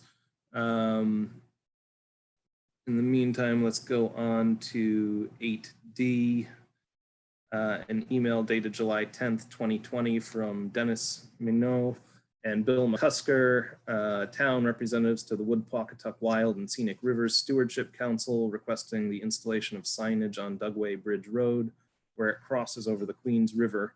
We received that and placed it on file. All right, we got both Dennis and Bill with us. You guys see that little mute button? You should be able to unmute yourselves, and if you want to be seen, just click on that little video camera icon. How's that? Now we can see you and hear you. Well, I believe Dennis is there. Well, here I am. Can you see me now? There we go. Okay, want me to start off right now? Bill and I are the South Kingstown town reps to the Wood Pawcatuck Wild and Scenic Rivers Stewardship Council. The Stewardship Council has been working on various projects since it started a little over a year ago. One program we have been pursuing in order to increase the public's awareness of the special watershed and rivers that we have in our community is the installation of signage at all our river crossings over all 7 rivers. And now I'm just going to turn it over to my signage expert, Bill McCusker. So we've been working with DOT, trying to get all the river crossings that's covered the state roads throughout the watershed. And we're making good progress until COVID-19 came along and slowed everything down, but we're still, hopeful to move forward. But South Kingstown only has 1 crossing. The rest of them are state roads. We recently worked with the Parks Department to address the crossing and the bike path, and we're looking for the town to work with us to help us put up a sign on the Dugway Bridge Road, which the Queen River runs underneath. We're hoping that the town will work with us, generate a sign through their sign department, through public service, have public service go out, find a location which best fits the sign, the location for the sign. That basically just tells everybody that it's the Queen River. And we're hoping to put the National Wild and Scenic emblem underneath the sign. This is what DOT is proposing for the crossings. Obviously, it's the Pawcatuck River, for the state roads throughout Rhode Island. And we're working with the DOT equivalent in Connecticut to work in those areas since our watershed goes through there. And we'd like to put the National Wild and Scenic emblem, this is an example, just underneath the sign. So people will be aware that the rivers are not only the names of the rivers, because a lot of people don't seem to know that, but they're National Wild and Scenic rivers and are protected and are definitely beautiful and fun to enjoy. So we're hoping that the town council will direct the Public Service Department to put up a sign to support our efforts.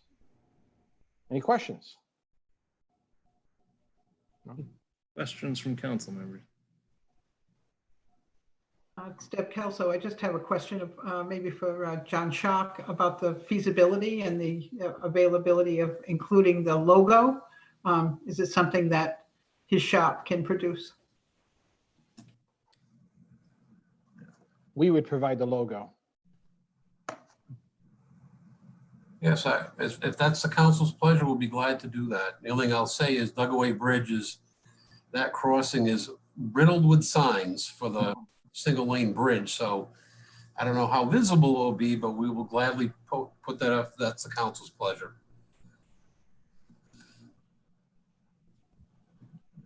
Any other questions for Bill or Dennis? No, we're hoping that everybody gets the opportunity to go out and enjoy these rivers. There's 7 rivers designated wild and scenic, and we're fortunate to have 4 of them run through South Kingstown. And they're definitely beautiful. The rest of the group of council people and myself have been paddling these rivers. We must have done 80 miles, and they're just, 80 miles for a collective group of people going out on the river, and they're just really, really pretty. You'd be surprised. It's like a different world out there. So anyone interested in the council to explore these rivers, please contact me. I'd be happy to show you. I think it's easy to lose sight of the Queen River right there, certainly. I don't think I've ever paddled on any part of the Queen River. Are there navigable parts of that river?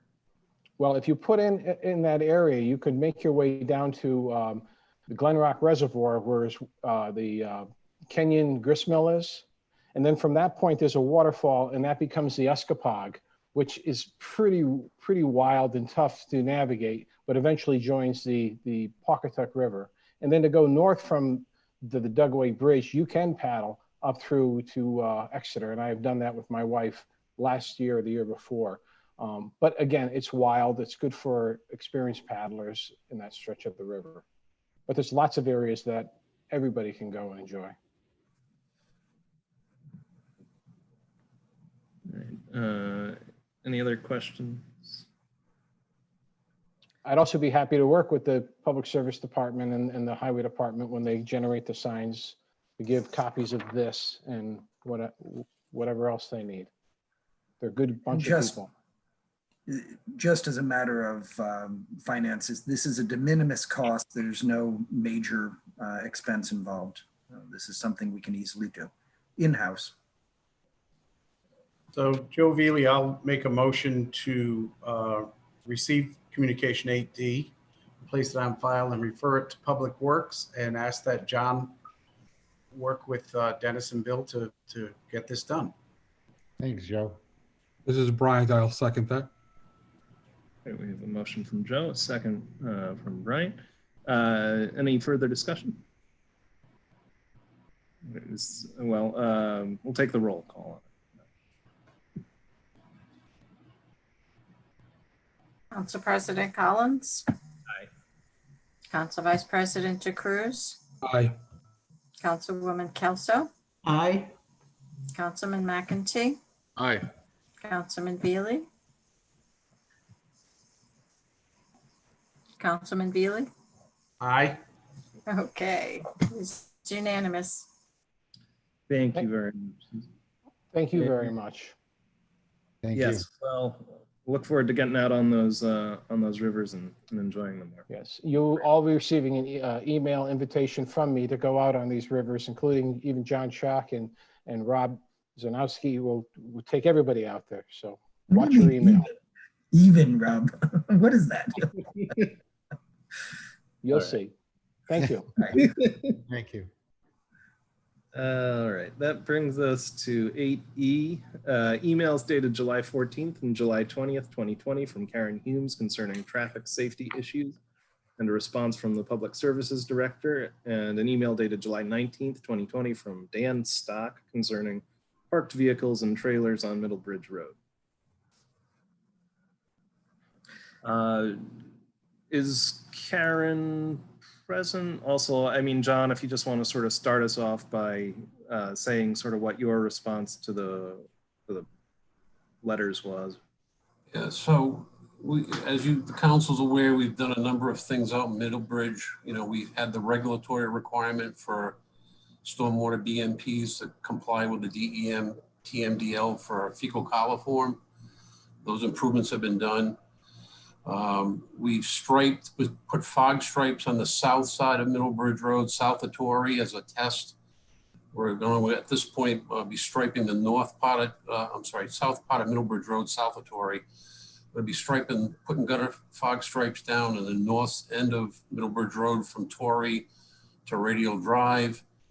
We're also planning on doing some type of road pavement treatment at the crosswalk that RIDOT striped recently at Treaty Rock.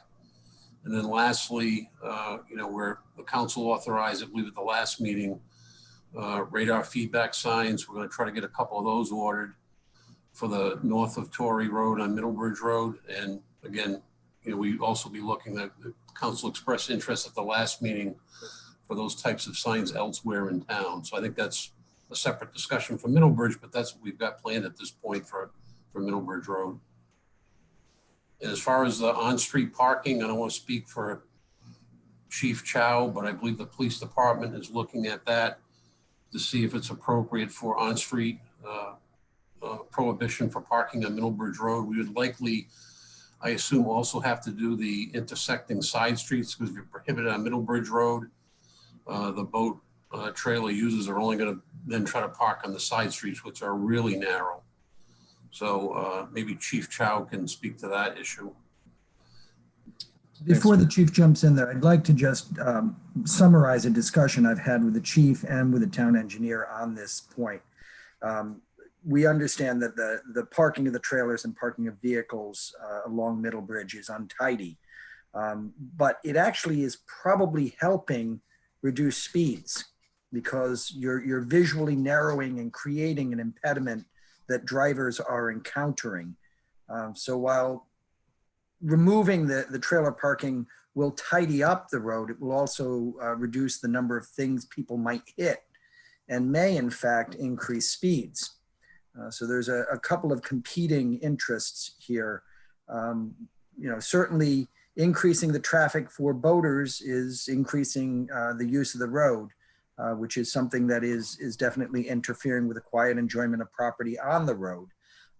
But removing the trailers from the side of the road will remove the impediment and will likely cause traffic to move more quickly through the area. I point this out because Middlebridge really is one of those cases, and most traffic situations are cases like this, or many are anyway, where you solve one problem and a new problem arises.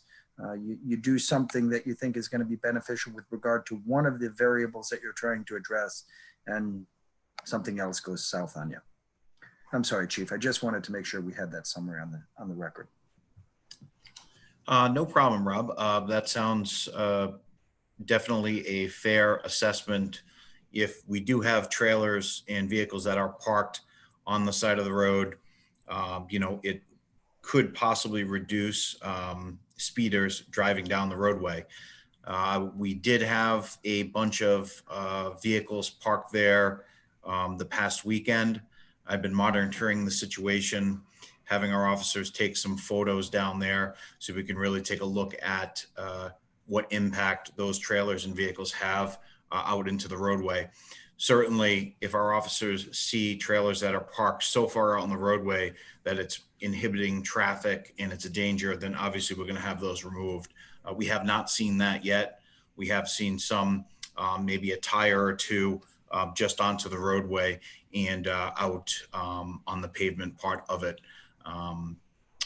So we're going to monitor that situation and kind of go from there with it. All right. I still don't see Karen in attendance. So are there any questions from council members on this communication? No questions other than I think what I talked about in the work session.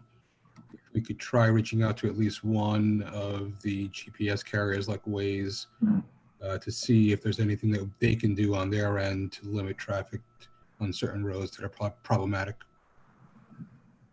So this is the specific problem that this correspondence deals with is the parking of the trailers and the vehicles associated with the trailers. The solution to that would be an ordinance identifying this segment of Middlebridge as a no parking zone, no parking area. Or we could do no trailer parking, but you probably are going to have the same sorts of problems, a 2 tires on, 2 tires off kind of problem, even with cars in that section of the road.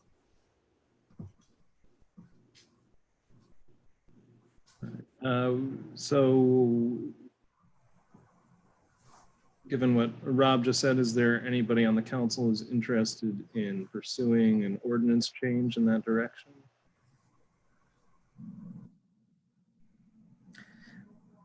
So my request would be that we let the police complete their analysis. Let's get to the point where we understand whether parking is helping or hindering safety down there.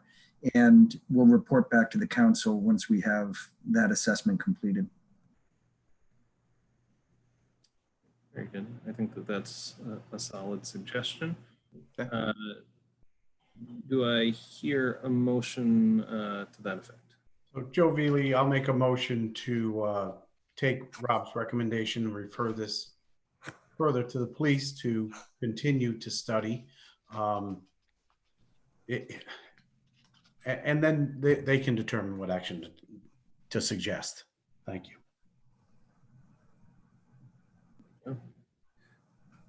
We have a motion. Do we have a second? This is Bryant. I'll second. Motion from Joe, second from Bryant. Any further discussion on this item? Is there anyone opposed? All right, that motion carries unanimously. That brings us to 8G, an email dated July 16th, 2020 from David Calabrese, treasurer, presenting a letter from the Hill Association and the Green Hill Civic Association requesting that the operation of golf carts be permitted on all public roads in their neighborhood, and emails in support of this request from Jean Kim, David and Lorene Shelgren, Ron and Dee Dubois, and Joe Tenori. Received, placed on file. I'm sure we have folks who would like to speak to this. I think I saw David. Yeah, I'll bring you into the meeting right now, David, and then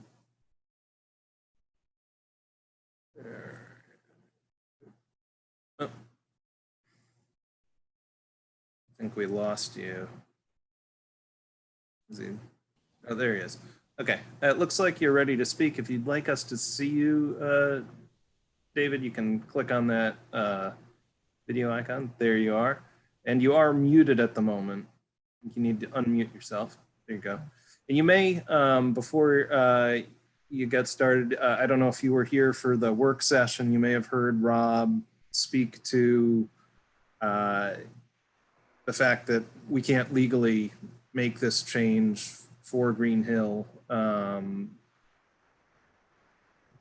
If you haven't heard that, let us know. And, you know, it seems like. I heard the comments. I have some items off the Rhode Island state laws that might be important to what you spoke about. There's a section on the Rhode Island motor laws concerning recreational vehicles, which are supposed to be registered. And this shall not be construed to include golf mobiles or golf carts, riding lawnmowers, or garden tractors. So the motor vehicle laws don't apply, according to that statute, to golf carts, just in general, as a simple statement. And I could not find any specific ordinance or law that said that golf carts are illegal on town roads. And there are multiple places in different documents that I researched that said that the towns have the authority to make their own rules for specific areas. So in general, I kind of disagree with the fact that you can't do it, but I have not been able to find any specific law that says golf carts are illegal. And there's a couple of things that you may or may not be aware of. Number one, golf carts have been in use on Green Hill for over 20 years. They've been used regularly by a bunch of people, and there have never been any accidents or reported injuries on golf carts in that period. There was an incident with some kids who we, in fact, individually or collectively have talked to and have tried to get them to stop doing stupid things like towing skateboards. But that's a parental issue. Those parents were not being responsible for their kids. 99% of the people that were using golf carts were parents taking their kids or their grandparents or older people down to the beach and giving them access down there. There's very little parking, so it's a lot easier to use a golf cart to get down there. So that's part of the reasoning that people are upset, because it seems like a specific incident involving a couple of kids has taken something that's been going on for 20 years very quietly and not bothering anybody and turned it into a major issue for the residents. I mean, that's basically what happened. And as far as I can tell, the people that were arrested after the incident were arrested for driving an unregistered motor vehicle. And according to this, according to this law, there's no way you have to register a golf cart or can register a golf cart, and could find no way to register a golf cart online, even if it was street legal. So that's kind of the overview of what we have in mind here. So you guys can tell the rest of the people, if they weren't here, what you think you feel. Thank you, Dave. I'll let Rob and Chief sort of address that, and maybe Amy. I don't know if you are knowledgeable on the statutes that are applicable here. Yeah, Mike's office has done a couple of memos on this over the last few years, and Amy most recently has looked at this. So it might make sense for us to get the town solicitor's office to provide an overview of the motor vehicle laws. And then I do think it makes sense for the chief to describe the motor vehicle laws as we enforce them. Sure, this is Amy Goins, Assistant Town Solicitor.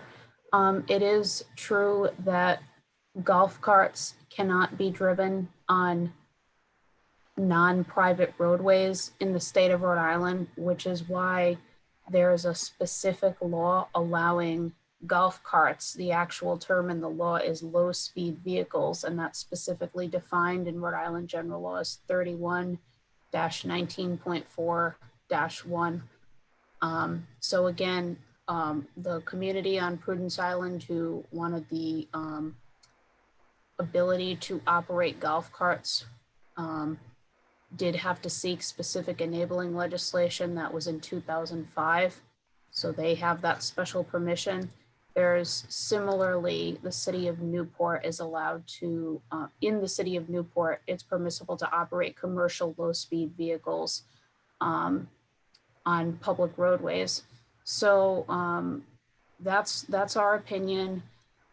If the council feels it's appropriate, you could certainly consider a resolution requesting legislation to that effect. The other alternative for the folks in this neighborhood, which I understand the roads are all public, would be if you want the ability to drive golf carts in that neighborhood, you could consider the road abandonment process, which is a process outlined in state law whereby a neighborhood can come together and ask for the town council to essentially disown the public roadways. At that point, because they would become private roadways, it would be okay to drive golf carts around in that neighborhood. I ask one question. Low-speed vehicles, to my knowledge, are vehicles that operate over 25 miles an hour and have to be street legal. Golf carts only operated 15 miles an hour, and according to the NEISS, or National Highway Traffic Safety Administration, golf carts are not low-speed vehicles. Low-speed vehicles are those things, GEM makes them golf carts, they call them, but they are actually operating over 25 miles an hour. Sure, I haven't reviewed the NHTSA document that you're speaking of, but regarding Rhode Island law and the one I cited regarding Prudence Island low-speed vehicles, it's specifically defined to be a self-propelled electrically or gas-powered motor vehicle designed to carry 4 or fewer persons, is designed to be and is operated at speeds of 25 miles per hour or less. Right, and golf carts by law or by statute, even in this NHTSA thing, define golf carts as operating under 15 miles an hour. So I mean, it's just a different vehicle. That's all. I'm just commenting. I'm not trying to argue. All right, thank you. And Chief, did you have something you wanted to add there? I was just going to back up what the solicitor was saying, and that is that the Rhode Island General Law, our interpretation does not allow for the operation of golf carts on public roadways. I did speak to the Portsmouth Police Chief, who is responsible for Prudence Island, in reference to the law that was presented to us by the Hill Association. And according to him, he said there are very, very few vehicles out there anyways, and it's a combination of smaller roads that a lot of them are private. So that's why they do allow those under Rhode Island General Law there. But in terms of Green Hill and this area here, as we know, Green Hill Beach Road is a very heavily traveled road. It's the main artery that goes down to Green Hill. And it's, my opinion personally that the golf carts could be a safety concern. There are no directionals on golf carts, signals, there are no brake lights, there are no anything like that. And I'm concerned that it would cause more of an issue with safety than not. I kind of agree with you about Green Hill Beach Road. Our intent with this regulation was to limit the area involved to be an area between Carpenter Drive and Green Hill Beach Road south to the beach. In that case, you're talking about all dead-end streets they all either dead end or end at the ocean. And it would not involve through traffic. There would be no through traffic in those areas, which is the area where the golf carts have been in use primarily for the last 20 years. So that would significantly reduce it. There's no reason for anybody to be past that area unless you're a lawn guy or a delivery truck or you live there. There's no stores. And if you start at Carpenter Drive, it also eliminates the use of the South Kingstown Park, which is a public area. So that was the idea of confining it south of Carpenter, so that it would, in fact, take out all of that. We weren't really talking about Green Hill Beach Road even up to Matunic. So those were things that we figured we would negotiate. The other thing is, I think if the town were to require that the vehicles had signal lights, tail lights, brake lights, and all that stuff, the kits to do that cost somewhere in the neighborhood of $150. And anybody that wanted to drive their golf cart would have to have it equipped as such. So that's possible. The other thing we were going to insist on is that everybody be a licensed driver. And that's, you know, it shouldn't be a 10-year-old kid taking his father's golf cart down to the beach. It should be a licensed driver operating the vehicle. So the people that I've talked to all are in favor of those kinds of regulations to do this thing so that we can control it. So I don't want to be argumentative. I'm just trying to present what the feelings are of the people that I've spoken to and that have been asking for this for months. Mr. President, the challenge we face is that we don't have a local authority that would allow us to institute regulations that would supersede the state statute. The state statute prohibits the use of low-speed vehicles, those that are operate at 25 miles an hour or less. 15 miles an hour is less than 25 miles an hour. It's covered by the state statute that prohibits the use of low-speed vehicles. So we can't regulate the use in a way that supersedes. We'd have to seek state permission to designate a place where these vehicles could operate. The two examples in Rhode Island law that we have are Prudence Island, which is a network that is isolated from the general network of roads in Rhode Island and the interstate system. We're not that. And the Newport example, which allows for commercial operation, which is regulated because it's a commercial activity. So the state may see fit to identify a section of roadways or a portion of the road network in South Kingstown where this is appropriate. But we don't have that authority in the police department or in the town to do that without state legislative approval. So, I'm trying to think of,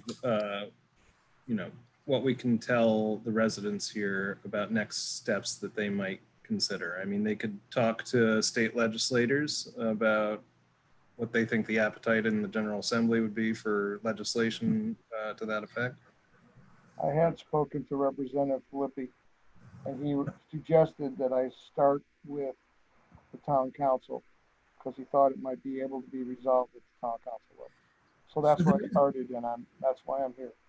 So there is one way the town might be able to do this, and that is that abandonment strategy. If we were to identify roads, not the entire section of roads, but a corridor that the association wanted to assume ownership over, and if the roads could be isolated from the general public road network, then you might be able to build a corridor where golf carts could operate safely. That would also obviously require maintenance of the roads, snow plowing, and all the other things, which is not something that I think is what was conceived here by anybody.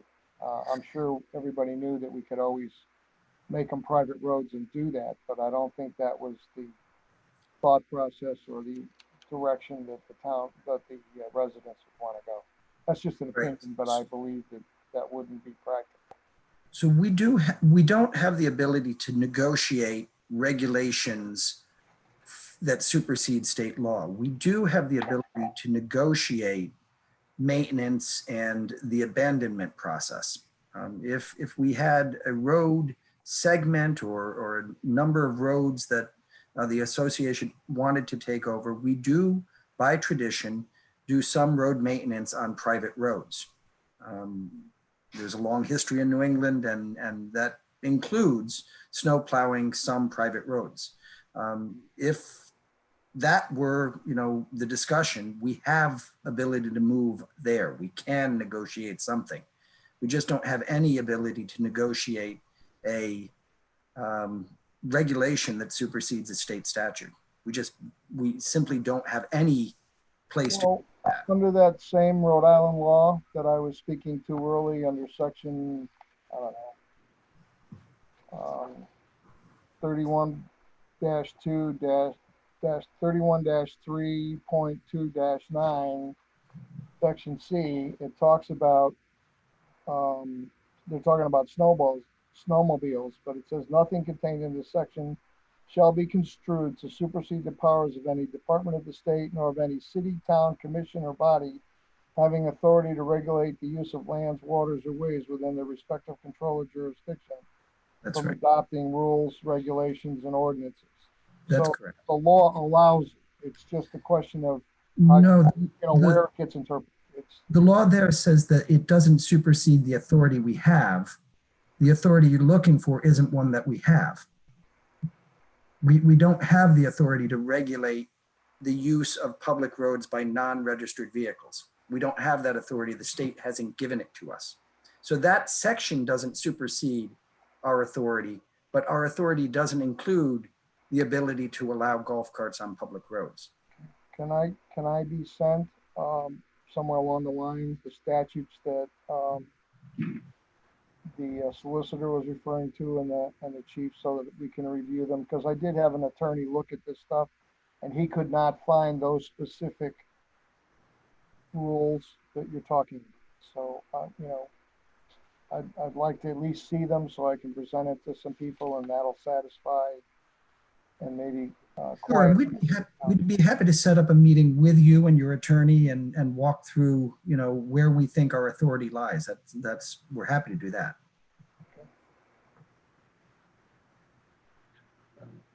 I'm done unless you want to listen to something somebody else has.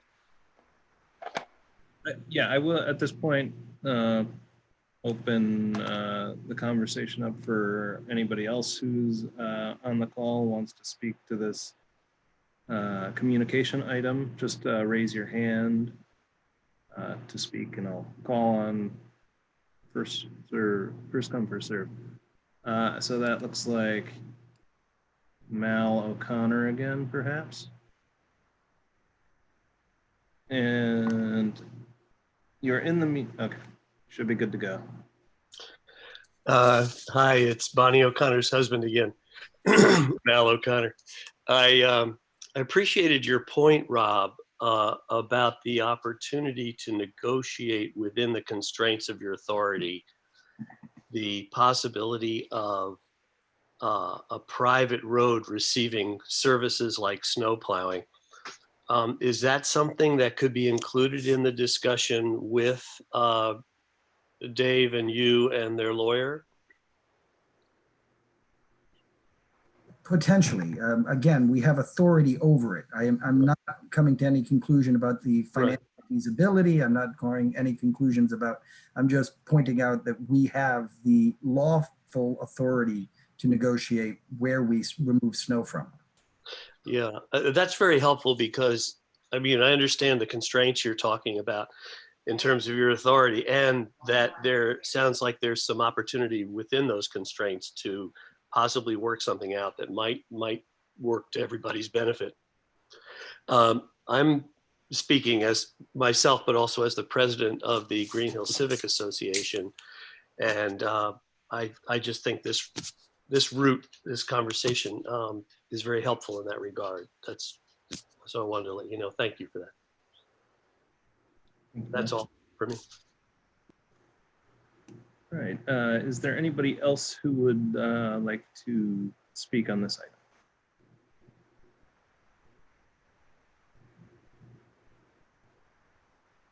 All right.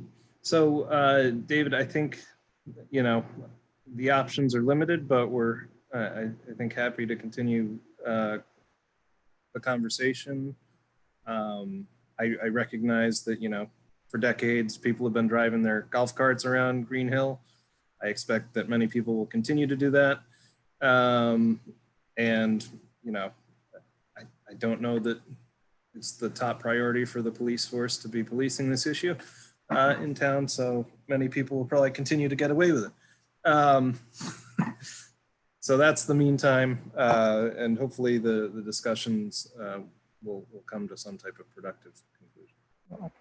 I appreciate everybody's help, and we'll see what happens as we go forward. Thank you. All right. Have a good night. Thank you. All right. 8H is an email dated July 16th, 2020 from Fayanne Hope submitting her resignation from the Affordable Housing Collaborative Committee, effective immediately. We've received that, placed on file. What would we like to do with it?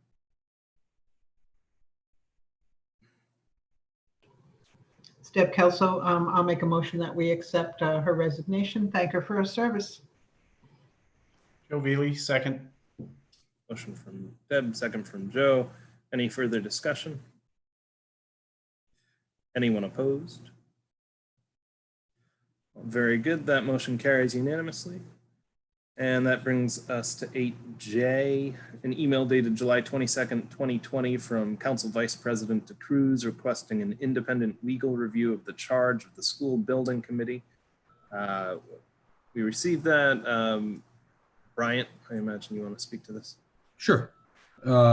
As you all know, I'm the chair of the school building committee, and for a while there's been quite a bit of confusion, I think, from different people as to what the real charge of the school building committee is. So I was looking to just kind of get either an independent review or have our solicitor's office put something in writing interpreting what the actual charge is based off of our charter. Thank you.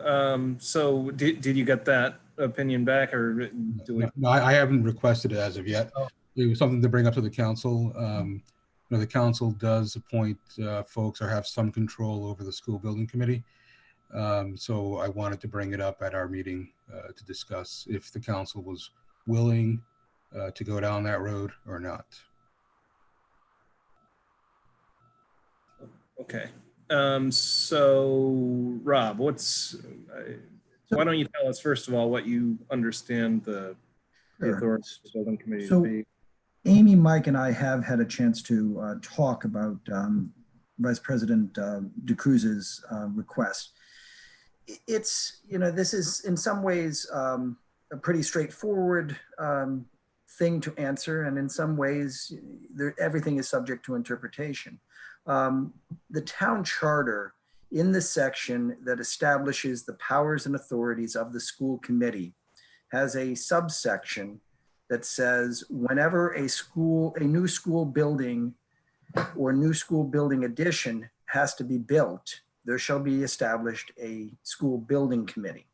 That committee shall consist of 3 members appointed by the school committee and 4 members appointed by the town council.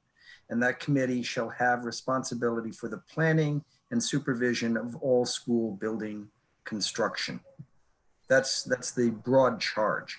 So the charge is in fact fairly broad. It's to be responsible for planning and supervising the construction of school buildings. Now, what that means is really a question for the committee and the school committee to resolve. It really is whatever the committee and the school committee believe planning entails. What part of planning should the school building committee be engaged in? What part of supervising the construction they be engaged in? So in some ways it's clear, but is design part of planning? Probably. Is design part of the supervision of school construction, given that it's planning and school construction? Probably. Is managing the day-to-day operation or day-to-day contract supervision, the supervision that the charter contemplates? That's a question for the school committee and the school building committee to resolve. It isn't on its face clear that contract management is a function that the school building committee has been delegated. The flow of authority in our form of government is from the residents to the town council, or with regard to the school program, the school committee. All authority for contracting is vested in one of those two bodies. Either the town council has the authority to contract, or the school committee has the authority to contract for school activities. Subdelegations are made by the town council, or in this case, because we're dealing with the school activities, by the school committee. They have to make those delegations fairly specifically. In the case of the town side of things, the town manager has been given the authority, the standing authority, has been delegated the authority by the town council to enter into contracts for goods up to $5,000 and professional services up to $10,000 without council additional authority, because it's a authority granted by the procurement rules. That same procurement rule applies to the schools, because the schools have to follow our procurement rules. So the superintendent also has that general delegation of contracting authority. If there's a different contracting authority above the $10,000 that the school wants to delegate, it has to do so. It has to say, we want the school building committee, or we want this committee of 6 that we just created, or this other group, to exercise that authority and to serve as our agent for this purpose. They've not done that with regard to this project yet, with regard to the school construction project, the school facilities improvement program. They've not delegated specific authority to the school building committee to manage contracts. That has been a open question, but they simply haven't delegated specific authority to that committee. What is the authority of the school building committee? It is to plan and supervise construction projects. Is that helpful, Brian? Does the school building committee have any authority at all? I mean, it's kind of like the question I'm asking here. I think there's been some things that we find out after the fact. I'm not pointing fingers at anyone, but like, for instance, we find out 2, or maybe not the last meeting, the meeting before that, we had gotten rid of the OPM for the project for the parking lot, as an example, right? Which would seem to be news to most people on the school building committee.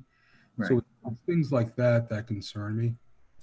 Yes, so I get it. And again, the contracting piece is where these questions have arisen, or the contracting context is where these issues have arisen.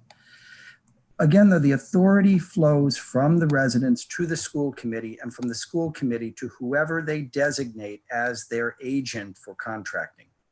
They've designated as the agent for contracting the school administration, the superintendent, and the school business official. They haven't delegated they haven't given a specific delegation of authority over contracts to the school building committee.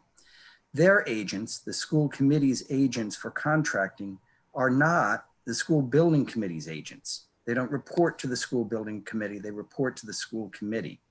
So yes, there's have been a number of times when information would have been beneficial to the school committee, the school building committee.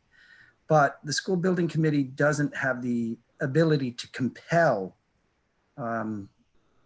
school committee employees to make disclosures to the school building committee. It's not a question of sort of legal authority to compel.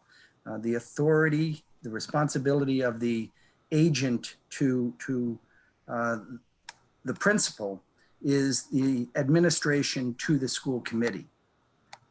The school building committee doesn't have employees. It's got town employees on it.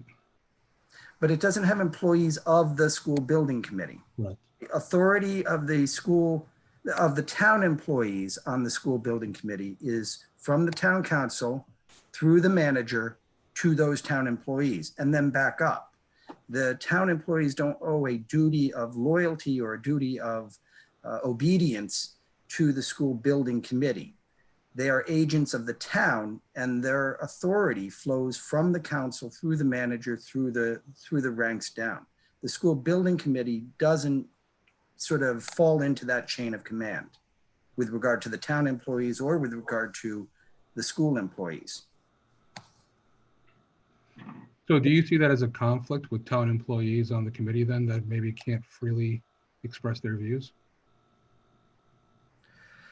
Potentially, I mean, just I don't think it's necessarily a conflict of interest. I mean, the interests of the school building committee are to, you know, do the same sorts of things that the town council has directed all of us to do, which is get to the best school facilities project at the best price we can get to it at.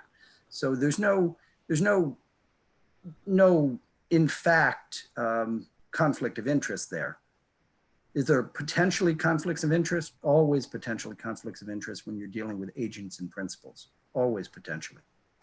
But in this case, there have not been. Right, so at the end of the day, the vendors work for the school department or school committee, where they're supposed to be supervising and helping plan and taking what the goals of the school committee are or have and making those goals a reality if we can. And I know that I'm not the only person on the school building committee that feels that way. I think there's a bit of feeling that we have absolutely no control over this process. Yeah, I have felt frustration similar to that. It is a committee that exercises the authority that it's been granted by the charter and by the school committee. The charter's charge is very broad: plan and supervise.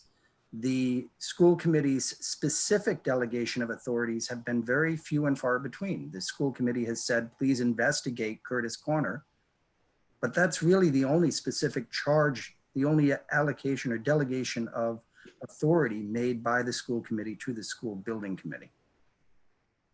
That's the only one I can think of sitting here right now anyway. Yeah, I think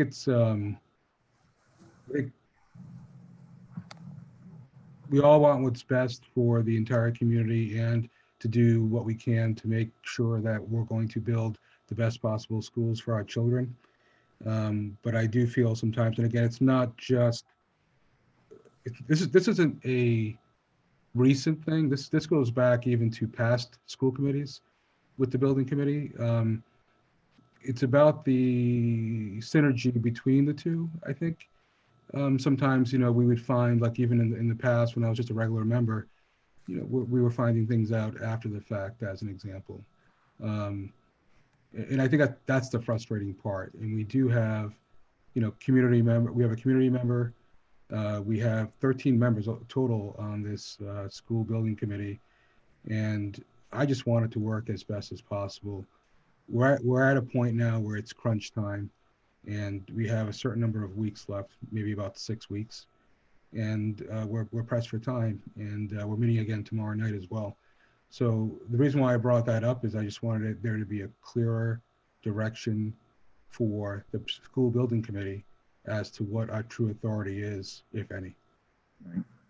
So I will say this, and Amy, I'm going to shut up and let you share more specific information on the case here in South Kingstown. I used to teach agency law years ago. I taught a course in agency law. So for me, this is very generic stuff, and we should talk about the specifics. But in a principal agent relationship where the delegation is broad, the general way that agents handle that is to do whatever is reasonable until corrected by the principal. Until the principal says that's not reasonable, doing what a reasonable person thinks the authority entails is common practice. So what is planning?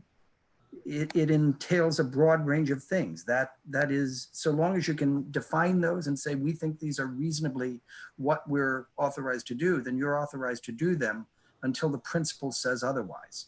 And the same is true for supervising a project. Whatever is reasonably necessary to supervise the construction, it's okay until you're told otherwise.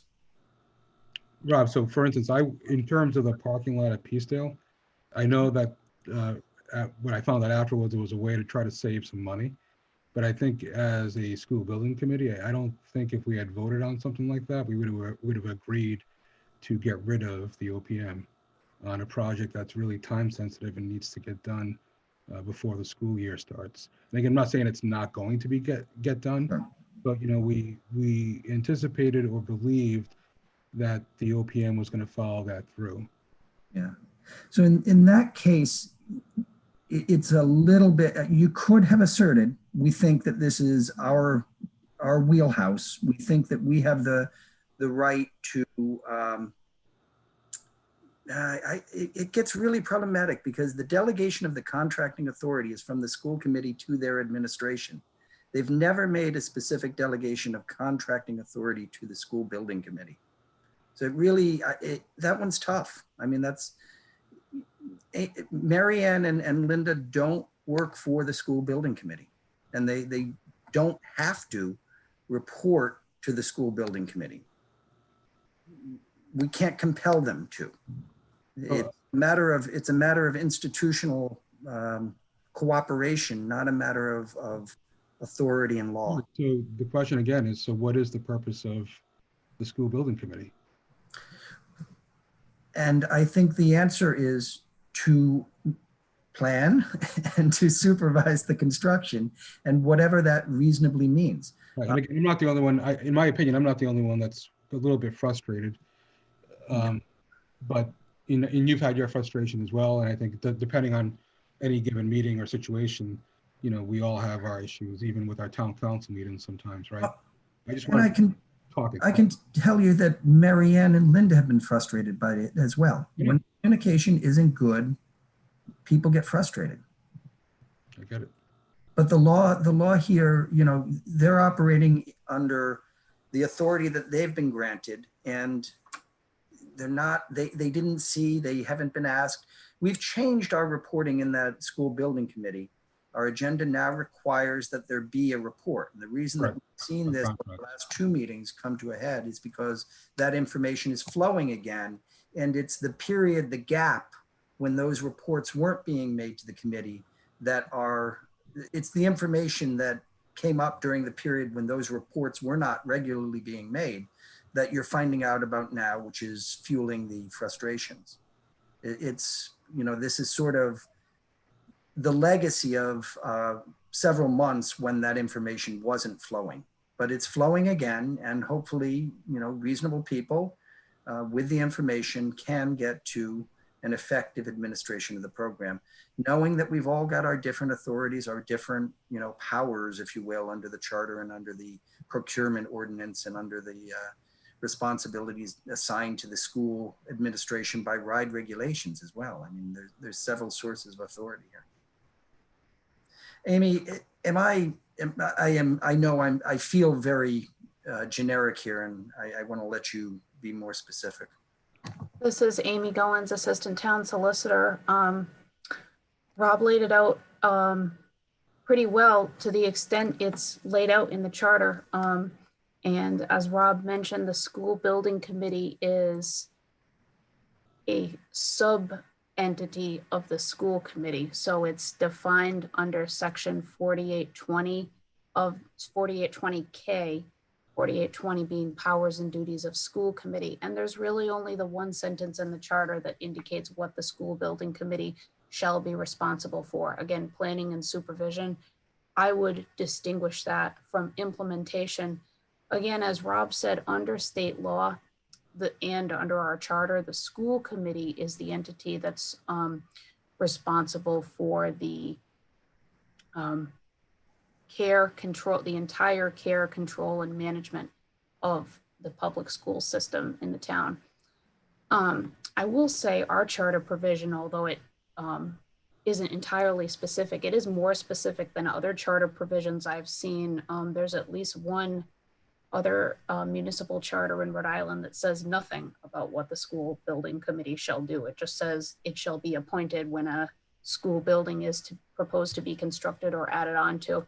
I'll note that one thing that hasn't changed over the few hundred years is in 1901, there was a case about this very subject, about the authority of the school building, of a school building committee versus a school committee.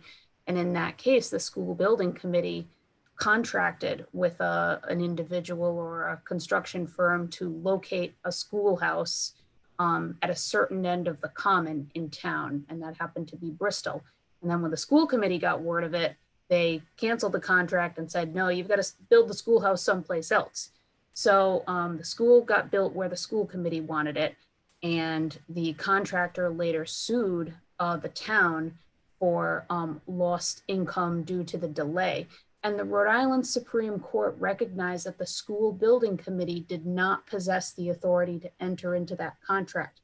And so that holding is still good law, even though there have been many, many changes to the educational laws in Rhode Island.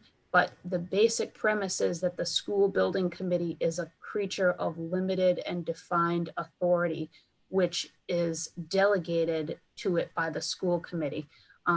You might suggest contacting the school committee's solicitor for a written opinion. I'm not sure if RIDE might be able to offer some insight. Unfortunately, RIDE regulations, based on my review, require, as you know, that there be a school building committee, and require that its membership, specify who shall be on it, as does our charter, but doesn't provide any specific insight into what shall be the responsibilities of the school building committee as distinguished from the school committee. So anyway, the only other thought I had right now as I'm listening, the council appoints the majority of the members of the school building committee. So it's just, I guess, different for me to hear that all of the power falls to the school committee, school building committee. Yeah, I think that can be explained by the framers of the charter probably wanted to ensure that although the school building committee legally answered to the school committee, the real answer and the real check and accountability was to the voters of the town. It is a bit of an inherent structural, I won't say conflict, but power struggle perhaps. But again, I would distinguish planning and supervision from implementation. I would simply add one last thought here, Brian, and that is, this is in many ways just a political question. It's not a legal question. There's not a clear legal answer to what does planning mean, or what does supervising mean in this context. It is clear, there are some legal elements of it that are clear. The superintendent and the school business official don't work for the school building committee. The manager, the director of administrative services on the town side doesn't work for the school building committee. But how those resources can be marshaled is really just a matter of conversation and working through the institutional and interpersonal relationships. We can do an awful lot under the auspices of planning. The planning, or the school building committee can do a lot under the auspices of supervising school construction. It just needs to marshal the resources in an effective way. And I think the committee is in better shape when the agenda focuses on the elements that the members, you as chair particularly, think are important. The fact that there is now a regular report of contracting activities related to schools, I think is an important change and improvement in the way that those meetings operate.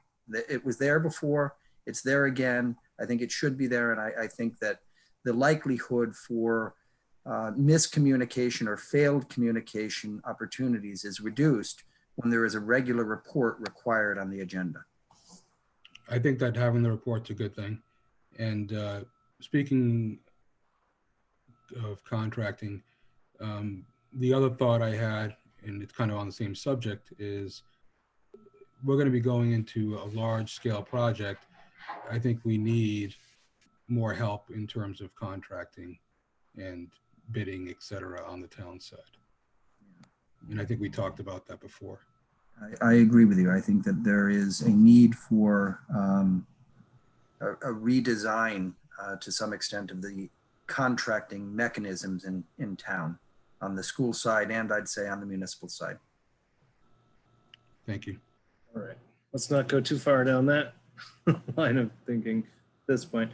I do see that JC Northup has her hand up to speak on this item.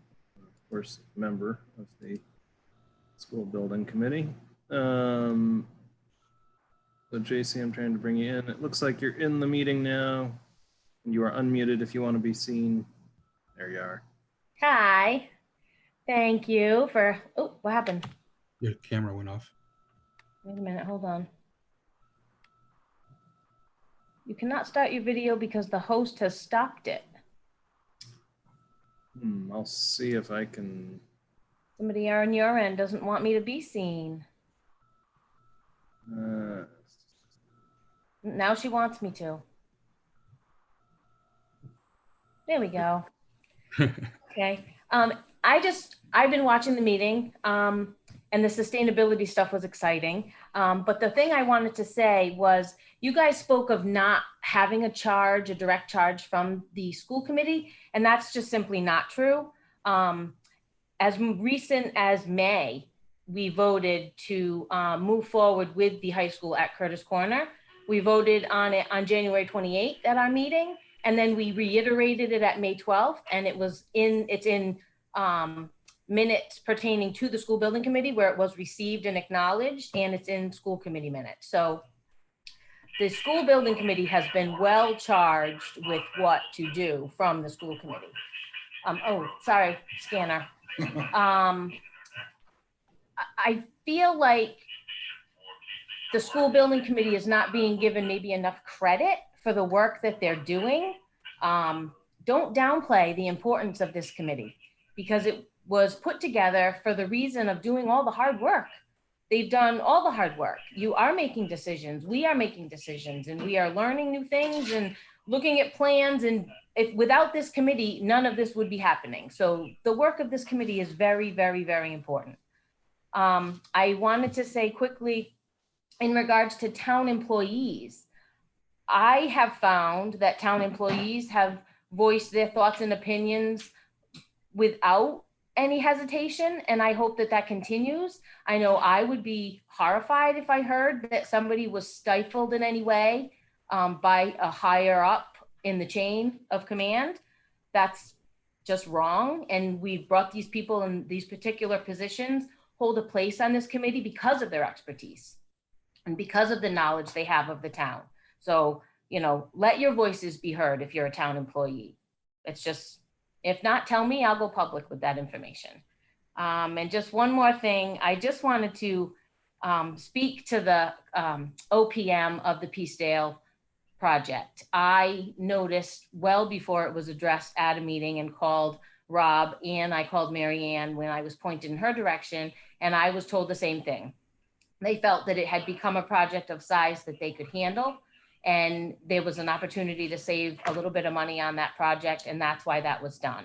I will take some ownership in the fact that contracts was maybe all of a sudden just dropped from the agendas. It certainly wasn't anything that was done intentionally. I didn't catch it. Bryant didn't catch it as he reviews the agendas each time we meet. So sorry, it's back in.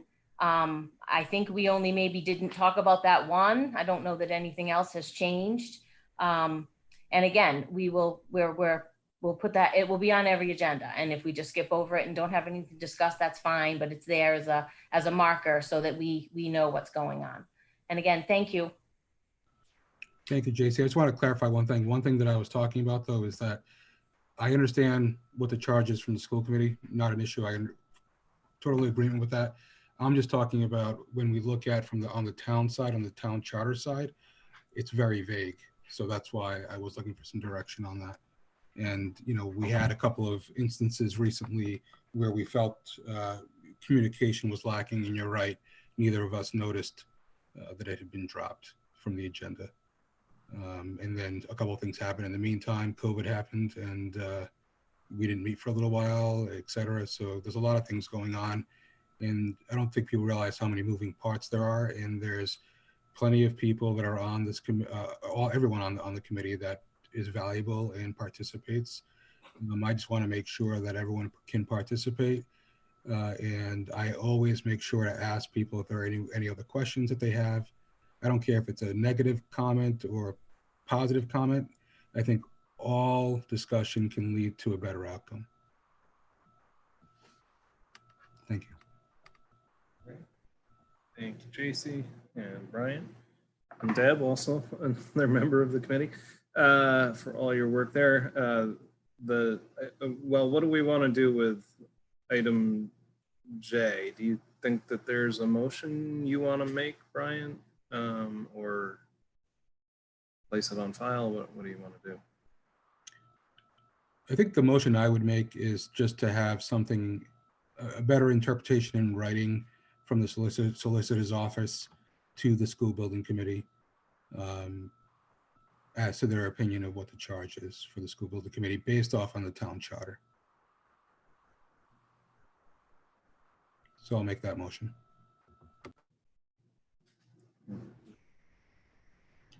Joe Veely, second. We have a motion from Bryant, second from Joe. Any further discussion on this item?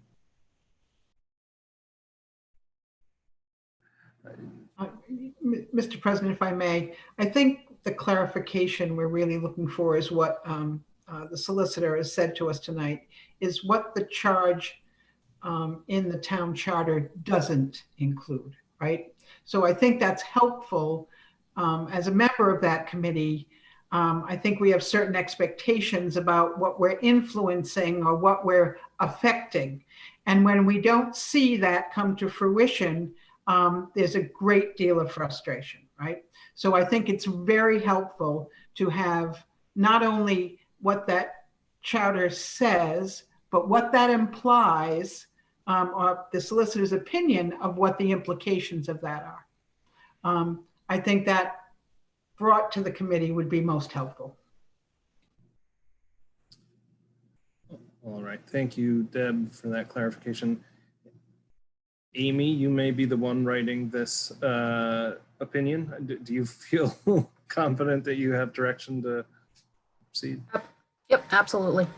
All right, very good. Any further comments on this? All right, is there anyone opposed? All right, that motion carries unanimously. And that brings us to item K, which is another pertinent communication memo dated July 22nd, 2020 from the Leisure Services Director conveying the Recreation Commission's continued opposition to the revised site plans for the Curtis Corner Middle School conversion / expansion to a new high school. That has been received. There is Terry. Good evening. Why don't you, yeah, go ahead. As I'll be brief, but as you have seen in the memorandum that I sent to the town manager, essentially the Recreation Commission and the Recreation Department are still opposed to the revised site plans for the high school at Curtis Corner. primarily because it still results in a net loss of recreational facilities at that location. We certainly appreciate the several discussions that we've been included in on with the project committee. The revised site plan most recently came back with relocating tennis courts, but they're relocating tennis courts on an athletic field. So there's this continuation of a loss of what's there. And it's really the Recreation Commission's and the department's responsibility to represent the other stakeholders in this project, which is the general public, not just the students of the high school. One of the other major concerns is parking and the uncertainty of exactly how much parking will be utilized by the students.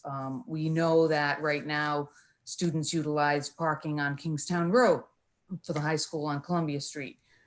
Once they're at Curtis Corner, there's no alternative parking, and that's going to overflow into the parking lot adjacent to the multipurpose field. And it will impact the public use and access of the Curtis Corner Park location, which includes a playground.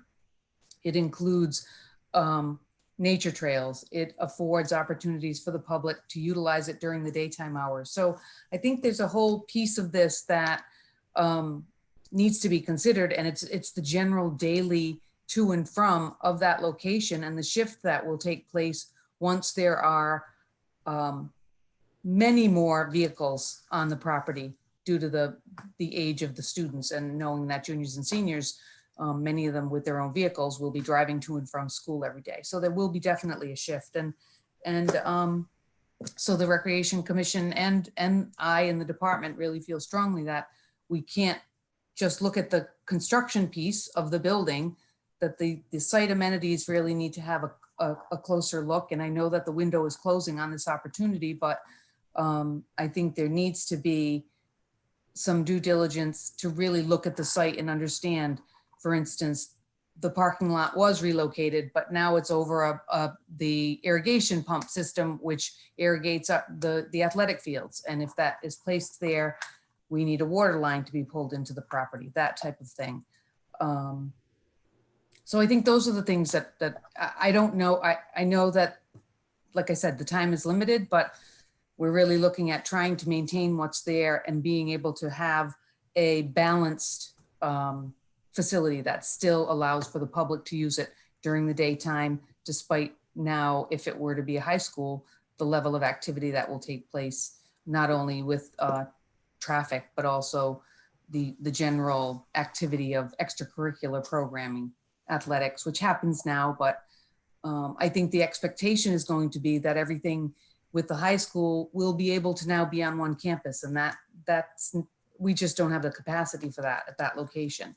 And I don't want expectations from the public to be that, oh, my children now who are going to the high school will all be located on that one property and not have to travel to Tuckertown or Old Mountain Field to take part in a ball game, because that will still be necessary. So I would just ask town council to take it under consideration that there's still, a net loss of recreational facilities with the site plan as it's proposed now. Thank you. Joe Velia, I'll make a motion to place the memo on file, and I guess I would leave it to Rob, either the clerk or the town manager's office, to sort of put together a memorandum for the next building committee meeting to support Leisure Services Department and the Rec Commission's position here. I think they make some valid points. If I get a second, I'll have more to say. So this is Rob. This is not a new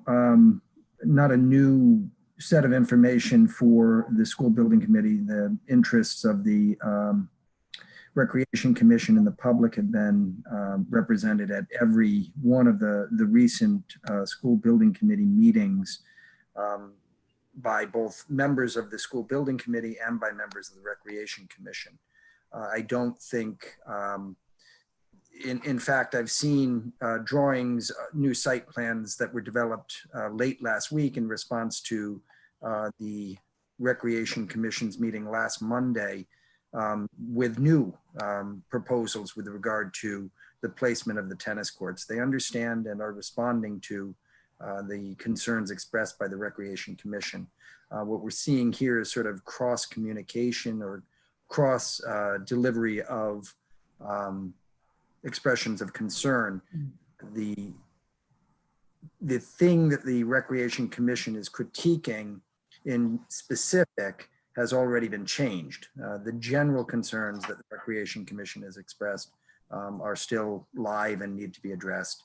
I will say that the superintendent and I spoke today, and what she is talking about doing is setting up a meeting, a joint work session with the school committee and the town council sometime soon. And when we get to the manager's report, we can talk about when that might make sense.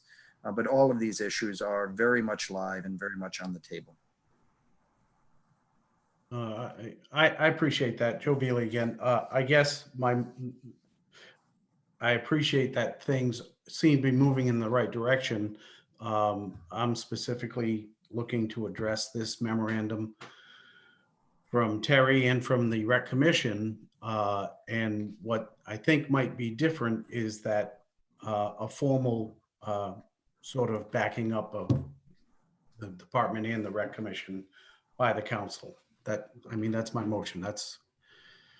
We all know it's been discussed at every meeting or at most of the meetings, and the school building committee knows where the Rec Commission stands, but I think it's important for the council to take a stand and back them up. So Councilman, I appreciate that perspective. I will say that they have not stood alone. I've made it perfectly clear that the principle that we're operating under when I've been at those meetings is that there not be, or that the recreation facilities be held harmless, that there not be a net reduction in those recreation facilities. I don't think that the school building committee is operating under any illusion that they can take away facilities at this point. I don't believe that either RGB or anyone on the school building committee or anyone in the school administration thinks that they're going to be able to reduce those facilities without council approval. They've been told, in fact, that you're going to lose votes if the facilities are lost. I think that you're not in a good position here to take things away is what everyone associated with the planning phase or planning at this point understands, I think. I'm happy to draft a letter or draft a recast this memorandum if the council wants me to do so. I think that it would be a strong assertion on top of other strong assertions that have been made.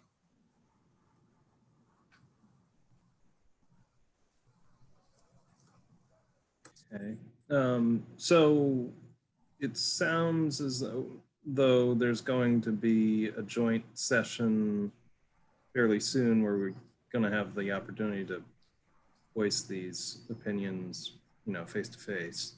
Is that sufficient for you, Joe, or you want to do something? I'll stand by my motion, and I would ask for a second. Do I hear a second?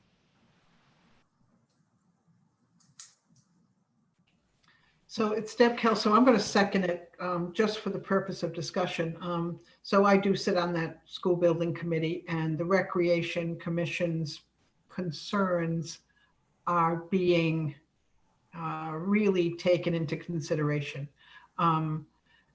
It's a very fluid site plan at this point. We get a new reiteration every time we meet. We discuss where the failures are and where the successes are. I think our presence in those meetings, the Recreation Commission's presence there, is getting the point across. I don't see the purpose of another memorandum. I think we need to let the architects come back again. We meet again tomorrow.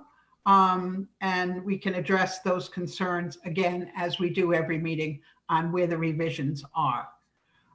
So I know the Recreation Commission members are always in attendance, and I rely on them to voice their concerns, because that's moving the ball forward.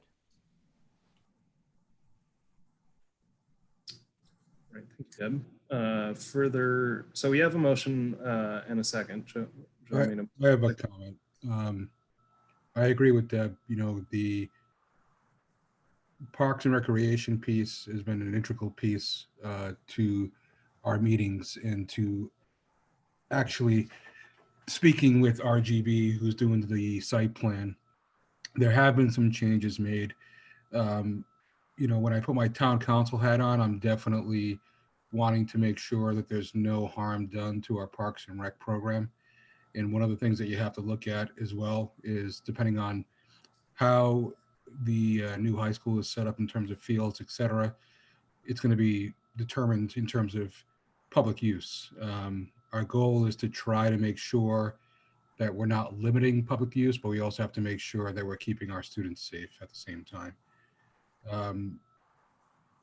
For instance, if we were to have to move the tennis courts, we're going to hopefully be able to build better tennis courts that the what is it called, the athletic department would be very proud of, and mentioned that they could actually utilize for better meets and hosting events there. So there has been a lot of discussion. I think I can sense a little bit of, you know, concern and frustration as well from the Parks and Rec department. And, you know, I sense that with sustainability groups. We're working with them to try to make sure that everyone's included in the process. We have to also remember that, you know, stage 2 is coming up very soon for submittal, and hopefully it gets approved. And then we move on to stage 3, where other things are going to be happening. So it's a very complicated, long process. It feels like we've been at this for years. I don't even remember how many years anymore, about 3 to 4 years. So there has been a lot of thought. And Terry has been a very strong proponent of making sure that we realize that we can't be taking away from the town's recreation facilities. The manager in a number of meetings has said the same thing. So I think we're going to be okay with that. I think when it's going to come down to is, at the end of the day, if a plan is presented that is going to be taking away, or something that the council doesn't approve of, then, you know, that's something that they're aware of, that they have to make sure that they present a plan that's going to be acceptable to the council when it comes to recreation.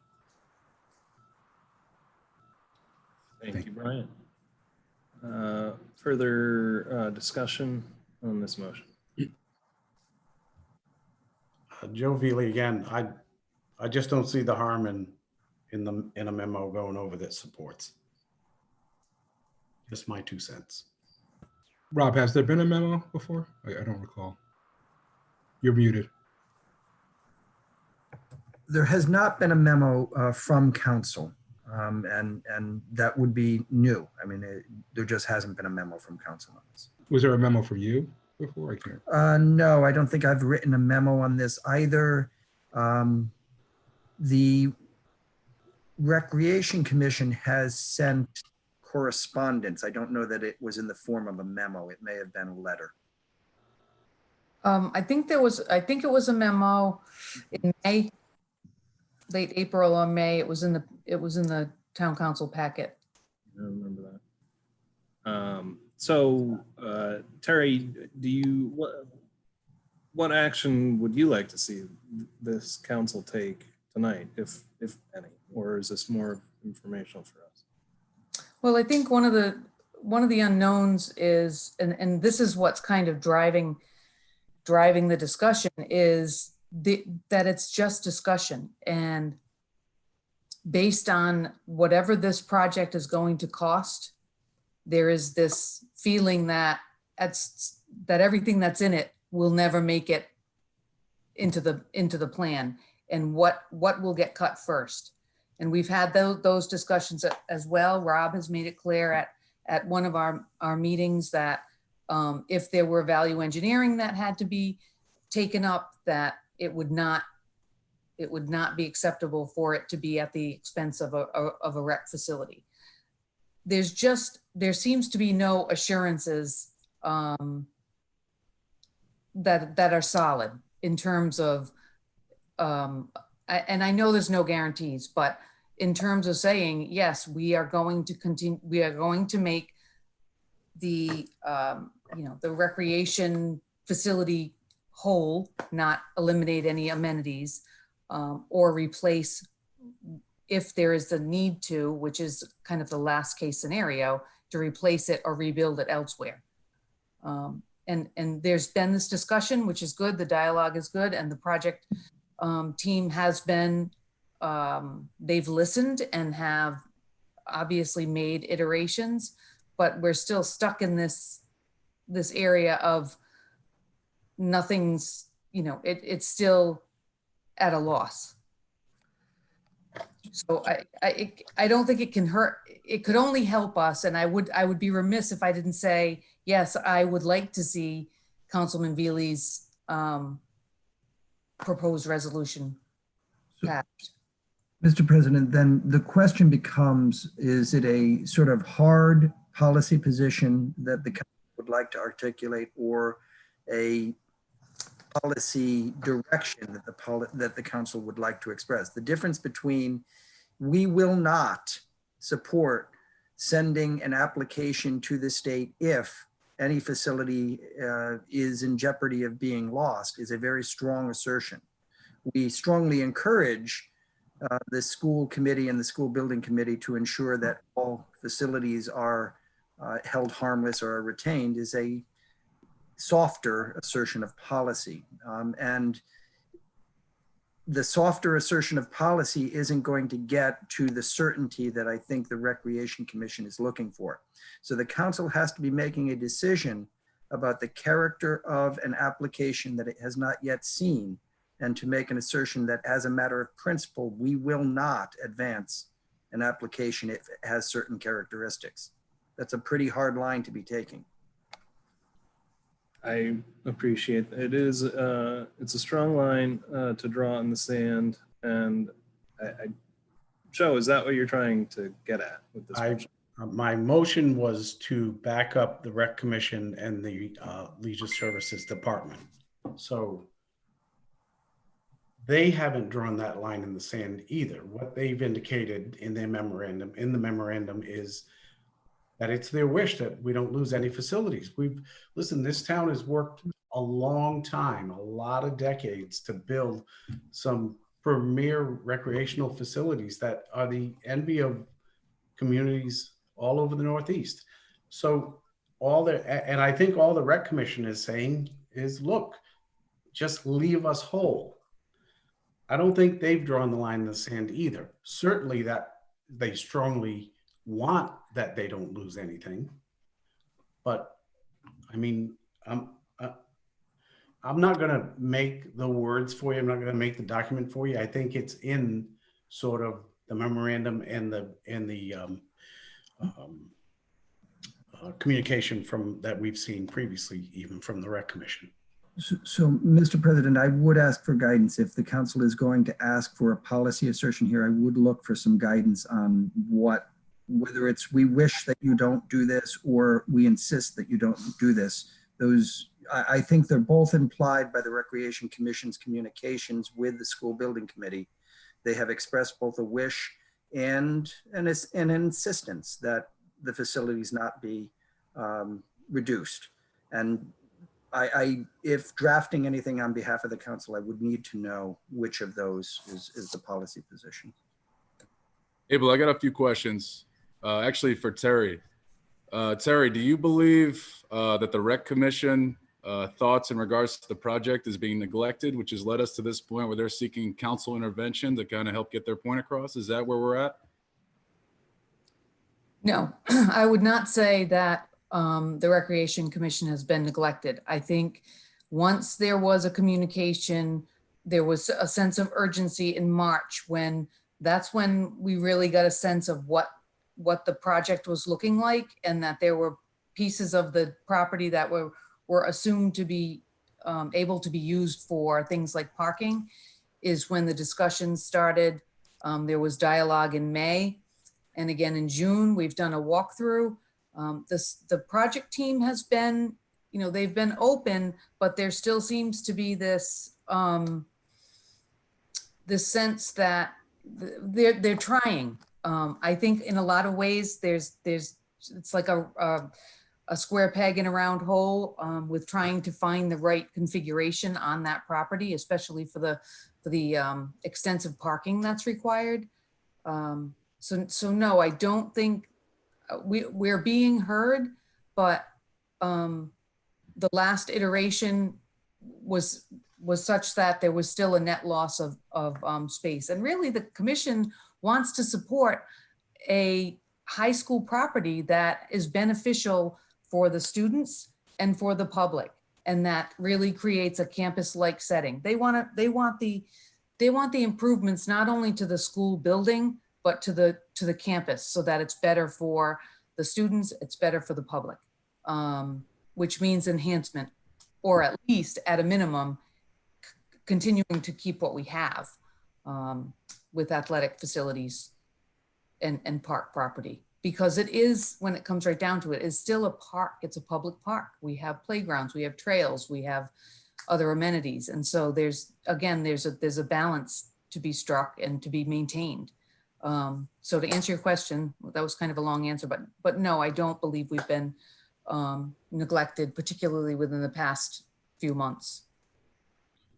No, obviously high school athletics is, very important to students. I played high school sports, various sports, and it was important to my growth, going on to college. I even played college sports as well.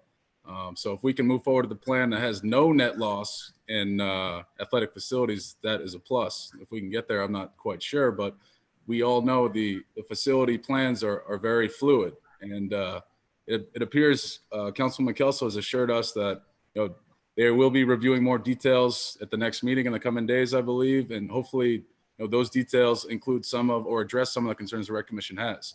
At this point, I'm not willing to take a hard position from the council's point of view to say, if you don't address these areas of concerns, then we're not going to approve the facilities plan. I'd like to wait. I'd like to see what the new details have in regard to the athletic facilities and go from there. And if we feel, later down the road, next meeting or so, that those plans are still not being fully addressed, then at that point in time, I would support potentially taking a hard stance that if you don't address these areas of concern, then we will not approve a plan in the future. So that's what I think. That's my take. All right. Thank you, Rory. President, if I can speak just one more moment, it's Debbie Kelso. In your memo, Terry, your last line really says that the Recreation Commission, not your memo, but the Recreation Commission's memo, asked the town council to direct the school building committee. I just think I heard in the last conversation that we have no authority to direct the school building committee to do anything. We are not in a position to tell the school building committee what their directive is. That's the school committee's purview, not ours. I think perhaps we should send this memo to the school building committee so they can all read it. It was not sent there. We have not received it as school building committee members yet. I think it's important that your memo go to the school building committee. I think it says everything, Terry. I think it gets the point across of the Recreation Commission. But I, at this point, don't think the councils should be drawing any hard line in the sand. We need to let the plan come to its end, to its, and hopefully that's an end where everyone is made whole. So that would be my suggestion as we send your memo to the school building committee. Rob, I wouldn't be opposed to the memo just encouraging. I'm not talking about drawing a hard line in the sand, but just encouraging. I will write whatever the council directs. I just need to know what you want me to say. If it's, we encourage you to pay close attention to the correspondence that's coming from the school building or from the Recreation Commission, whatever the council wants, I will, dutifully do. I'm I mean, all for communication. I just want to know, are we getting hard or are we looking to encourage? I would say encourage, and also keeping in mind, I think we only meet once in August. Is that correct? The town council is currently scheduled only to meet on August 11th. Although we're going to talk about that during the manager's report. If we're going to do a joint session, it's going to have to be early August. So Joe Veely, I don't think my motion asked for a hard line in the sand. I just want to point out, Abel, that Dave Palazetti has his hand up. I don't know if you saw it. Yeah, I did see that. I was just letting this conversation take its course here. Any final question? I do want to open up the floor to Dave because he's chairman of the Rec Commission. And probably has something valuable to offer. All right. You might need to unmute yourself on your end. Yeah. Can you hear me now? Yep. Yes, can you hear us? I can hear you now. Thank you, Council President Collins. I just wanted to kind of reinforce what Terry said. I think she did an excellent job of laying out what our concerns are as the Recreation Commission members. The only difference I have is in response to Councilman McEntee's question about being neglected. I don't feel, I'll agree with Terry that we're not being neglected, but we're truly being ignored. I feel we're getting a lot of lip service, like they want to kind of show that they're trying to save the parkland, but every site plan we get, it's as if they never actually went to the site. I mean, the original tennis court location was in a location you could never build tennis courts, and they paved over an athletic field, which the town engineer told them they couldn't do because they had no drainage. Their next iteration was to put an impervious tennis court where the impervious parking lot was, again, saying that they were going to fix the drainage by clearing a whole chunk of forest. But they had never been really detailed in the site. And in the sense that we're getting is that they're hiding the true costs. And as much as we would love this to be a nice campus, they're backing into a number that they're stuck with.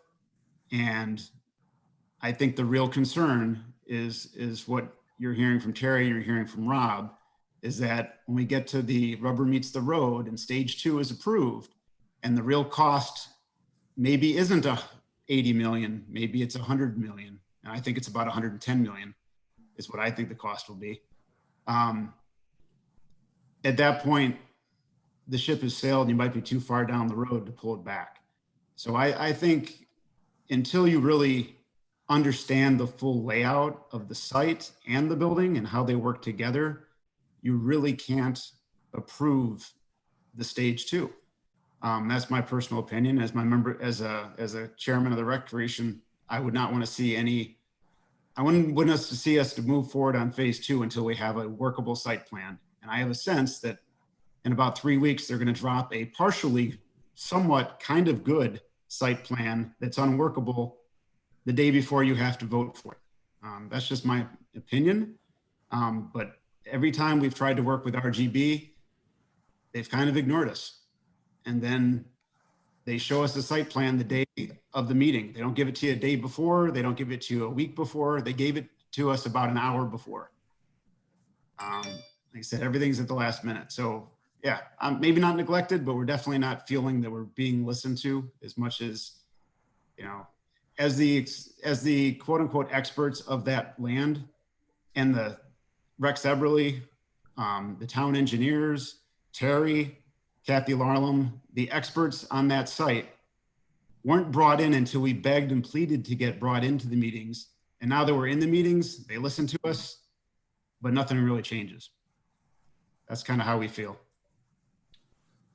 All right. I think that's helpful to this conversation, Dave. So we have a motion from Joe. It's not the hard line, Rob. I think you understand that, right?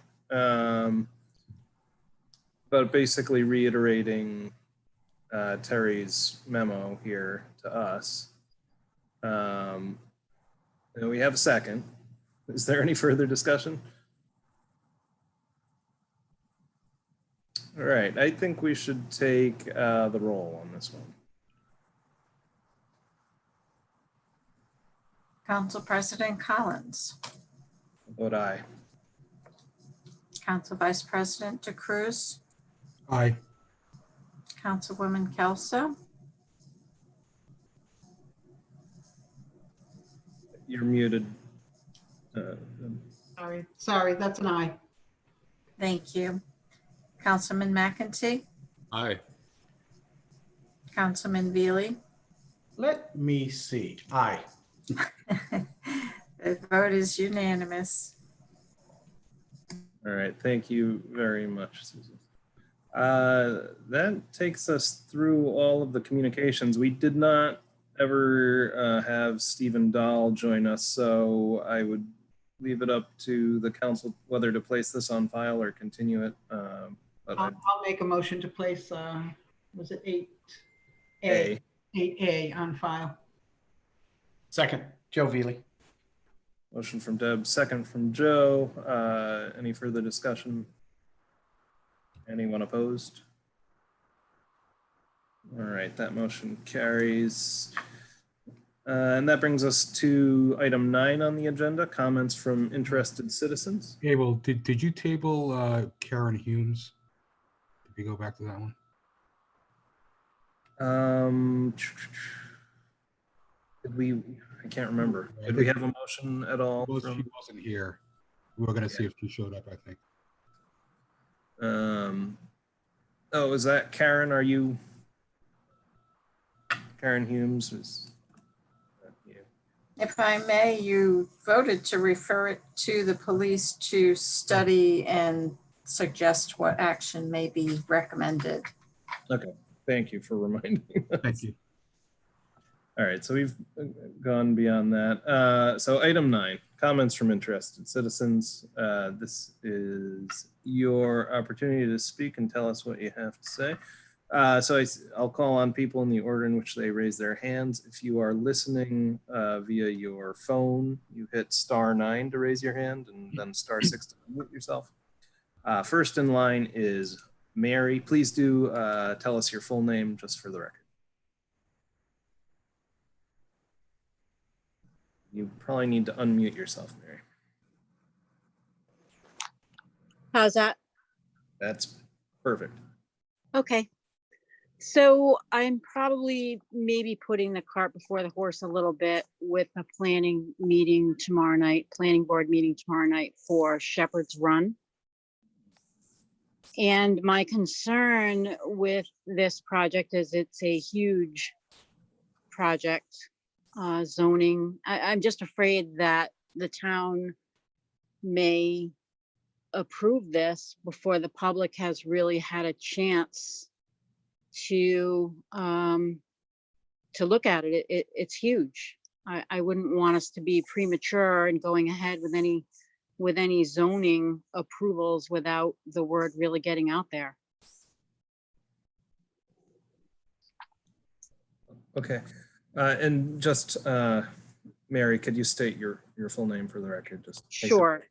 It's Mary Wright. Thank you. All right.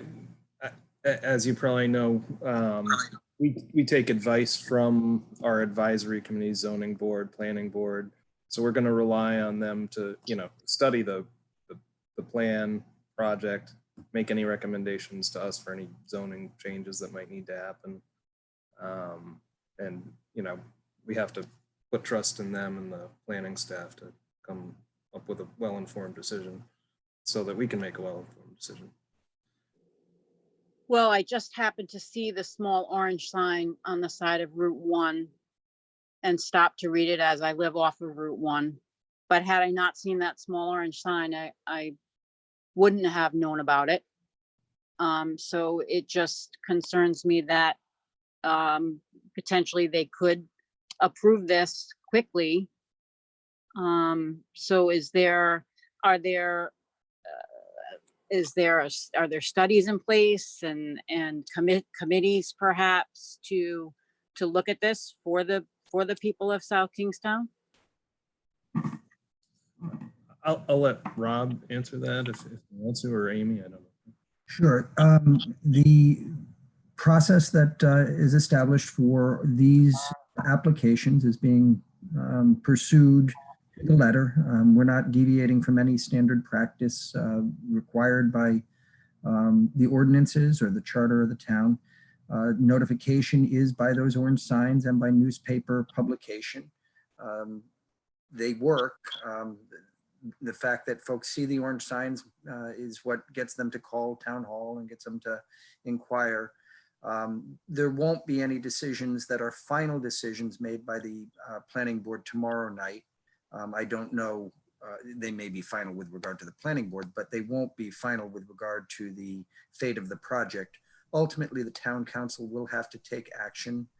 There is a hearing that has been scheduled before the town council on this project.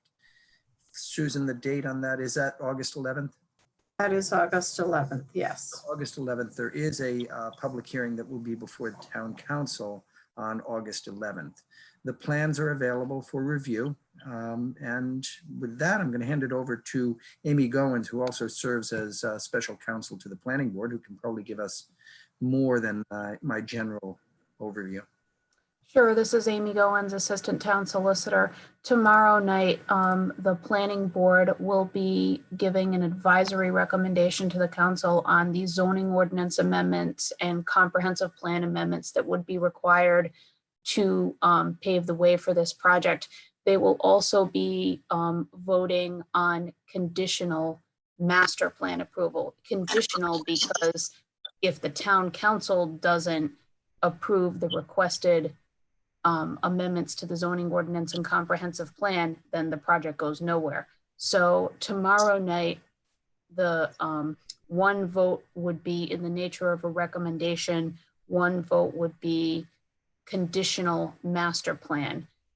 That is a public hearing. You're welcome to weigh in to the planning board. That still would not be the final step in approval. It's considered a major land development project, so it would have to come back before the planning board for preliminary plan review and potentially final plan review later on. It may require relief from the zoning board. I don't think those details have necessarily been finalized yet, but suffice it to say there will be multiple opportunities for the public to weigh in at public hearings before the planning board and the council. And I would also add just all the materials for the project are linked on the planning board's agenda for tomorrow night's meeting. And you can find that on the Secretary of State's website or the clerk base. Okay, I did see them and they were helpful.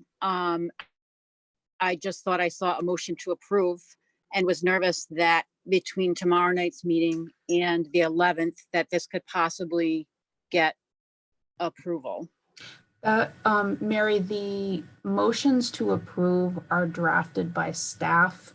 The planning board has to vote on the motion. So nothing has been done at this point on the project other than scheduling the public hearings. Okay. Okay. Amy, just so we're clear, the motion to approve would be a motion to approve a recommendation to the council with regard to the zoning and the comprehensive plan? Yes, if they have if the planning board has a draft motion to approve the conceptual master plan, that again would be conditioned upon the council ultimately changing the zoning and the comprehensive plan. Right. Just one more quick question because it's late. Are there any committees in place? Committees of maybe residents or I don't know, any kind of special committees? It's a pretty big project.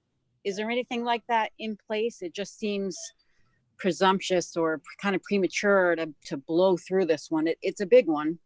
And I just wondered if there was any, committee. It is, I believe Route 1 is a scenic highway. Yeah. So is there any kind of committees there? So you're right. It's has frontage to Route 1. So the Route 1 Scenic Highway Committee would be involved if anything being proposed would affect the view shed from Route 1. The planning board is involved. The town council is involved. There's no special ad hoc committee that's been set up with regard to the requests for zoning or comprehensive plan modification. And with regard to a specific application under the rules, we can't. I mean, you can't have a special committee for one project. You could, in theory, have a special committee overseeing, and we do. I mean, the planning board does review the comprehensive plan, and the planning board does review, as they will be doing tonight, proposed modifications to the zoning ordinance. But once those changes are recommended by the planning board, you can't have a special committee to look at one project. That would be discriminatory against a single applicant. So just, I have a lot of concerns of environmental concerns. Is the CRMC, are they, I mean, I'm sure they're involved. You're right on Narrow River. You know, I just, historical concerns. Have there been any cost analysis, traffic analysis, anything? Has this all been done, or? This is all very preliminary to that. Okay. There's not a project before the planning board for review and approval at this point. Before they come, even with their project, they're asking that the zoning be changed in order to allow the project to proceed.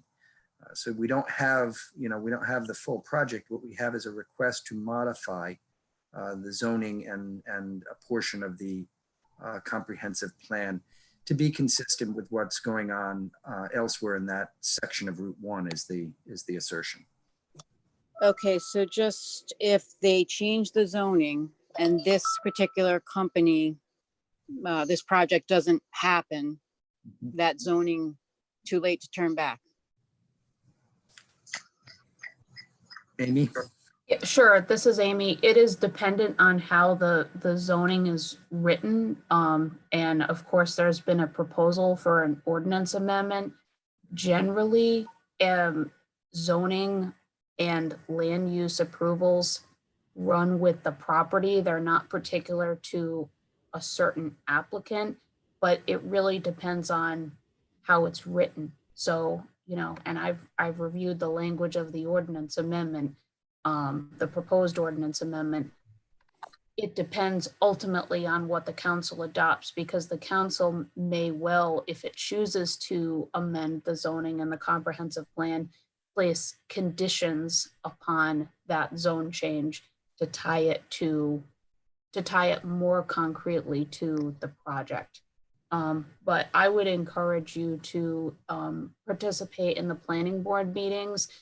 And if you can't call in, you can certainly submit comments in writing, because no one from the planning board that I'm aware of is on this call. And it is important that if you have concerns, they be included in the record before the planning board. Yes, thank you. That was my plan, was to attend tomorrow night. I just wanted a little preliminary help with this because it's very new to me. So thank you for your help. Thank you, Mayor. All right. Next with the hand up is Paula Bradley.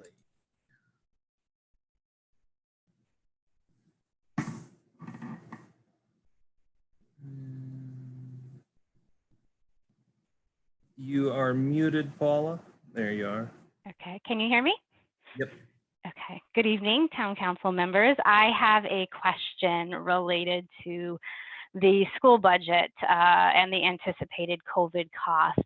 So given that the referendum failed and the fiscal year 22 property tax transfer baseline is already higher, is there any way to help the schools cover some of these COVID costs without further increasing next year's property tax transfer baseline?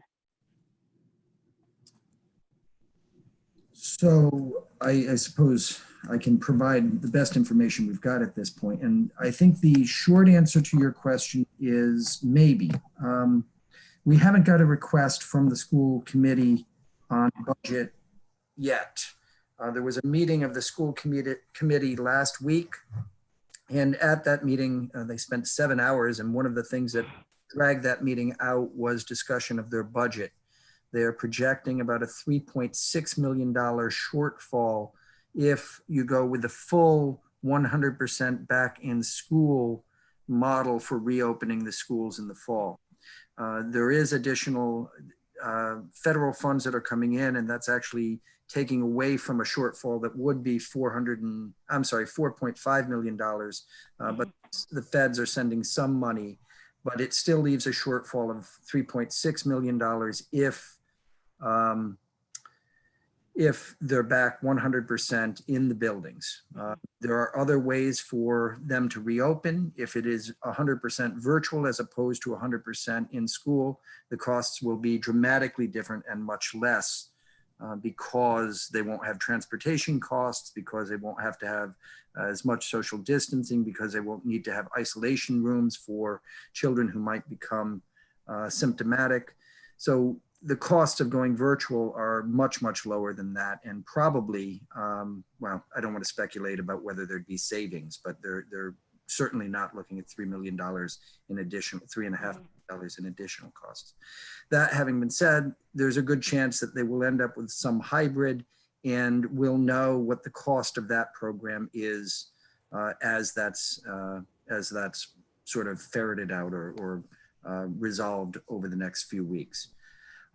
In terms of funding the school program above and beyond the eating into or providing some support to cover the $3.6 million shortfall or whatever that shortfall may end up being, we could, in theory, provide additional support this year, but it would contribute to the baseline for next year. So it would eventually show up as part of the minimum standard or the minimum educational funding effort made in this year. We would be looking at increasing the amount of money that gets calculated as last year's number next year.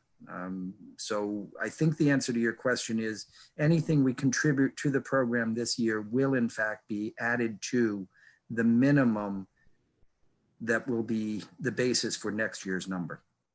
Is that the question? Am I understanding your question correctly? Yes, it is. Thank you for clarifying that. All right, thank you for those comments, Paula. Was that the one question? Yes, that's it. Thank you. All right, thank you. Next on our list is Karen. Please just state your full name for the record.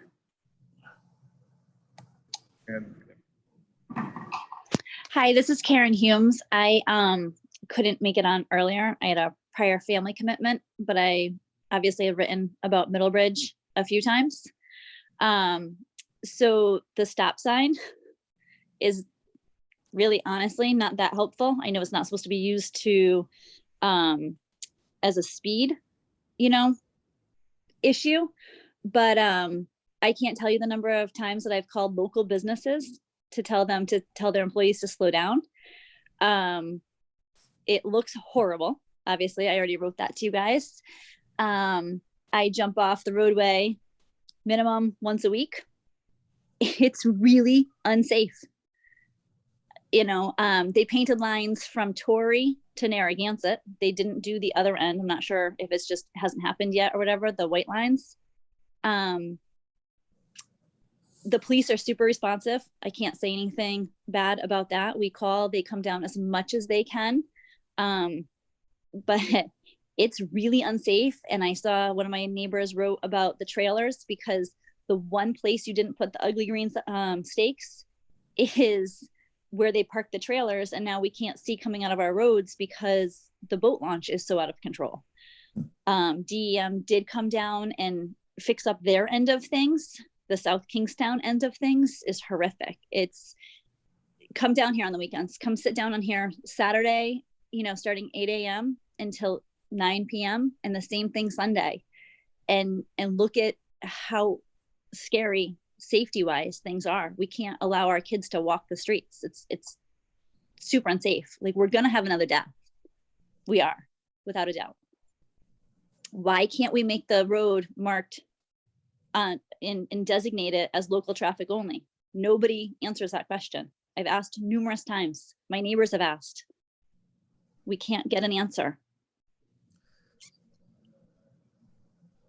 Rob, do you want to briefly go over the discussion? So let's address that question, because it's an important question. Designating the road as local only is a matter of just putting up a sign. It's just signage. It's not a difficult thing to indicate to people. Whether people are going to respect that, or whether people have gotten used to using it as the cut through to Narragansett, is a very different question. And I don't know, what the sign would do. No, I'm talking about like on the GPS systems. Yep. And we've talked about that earlier tonight. We will look into it. We've inquired about whether or not the GPS mapping companies really do that. And we've been advised that it's not likely to be a successful avenue, but we will look into it. We will talk with the folks at Google Maps, and we'll talk to the folks at Waze and see if they have a process that we can pursue. We'll ask about it. I'm not holding out a lot of hope, but we will certainly pursue it, run it to ground, and make sure that we're getting to the bottom of an answer. We won't simply call and they said, no, we don't have anybody, and leave it at that. If we need to send a letter off, we'll send a letter off. We will do what we can, but they are not under any legal obligation to, honor our request for a change in the way they represent a road. We will ask them to do so. Okay. Yeah, it's just it's not, we need the no parking signs, at the end of Mitchell and Pollock. Having boat trailers in the middle of the road is not safe for anyone. So we have talked about this tonight as well, and the police are doing an investigation to find out what is going on. They'll send somebody down to make observations. One of the thoughts that we've had, and one of the concerns we've had, is that it is known that when you reduce the width of the road, you slow traffic down. And if you reduce the width of the road using the green sticks, it tends to slow things down. If you use, some sort of curbing, it tends to slow things down. And vehicles, trailers, cars on either side also serves the same purpose. It calms traffic because people don't want to hit things. So we're actually a little concerned that making that whole section of the road no parking will remove the visual obstructions and remove the things that are actually slowing traffic down. The traffic counts that we've seen, and we described this during our previous discussion as well, the speeds that we're seeing down there are generally pretty good. The problem is from about 5 to 7% of the traffic going down there, they are speeding. 5 to 7% of the travelers down there are speeding, but it's not 90%. It's 5 to 7%. The last traffic study was done during COVID in April, correct? Actually not looking at it. I can't tell you what the date was, but the numbers that we had from that one are those numbers. Whatever it was, if it was COVID, it was a COVID period. What would the concern with it being COVID be? That it wasn't being used the way that it is now. I mean, yeah, but you do a traffic study when people are actually around. Yeah, but you would expect that in a period when you have fewer travelers on a road segment, speeds would be faster, not slower. Yeah, but it was mostly residents, is what I'm saying. We were on lockdown, Okay. But it was slower. Okay. Okay. Maybe. So anyway, we are looking into whether or not no parking signs are warranted, and we'll make a report back to the council. Okay, thank you. We're actually worried. I mean, I have to tell you, I'm actually worried that removing parking may speed things up there. Okay. All right, and I don't know if you heard, Karen, but there's some slight good news in that the speed feedback signs should be arriving somewhat soon and be installed, I would imagine, in August sometime. Okay, hopefully that will help. Thank you. Thank you for your continued activism. Next is Greg Sweet.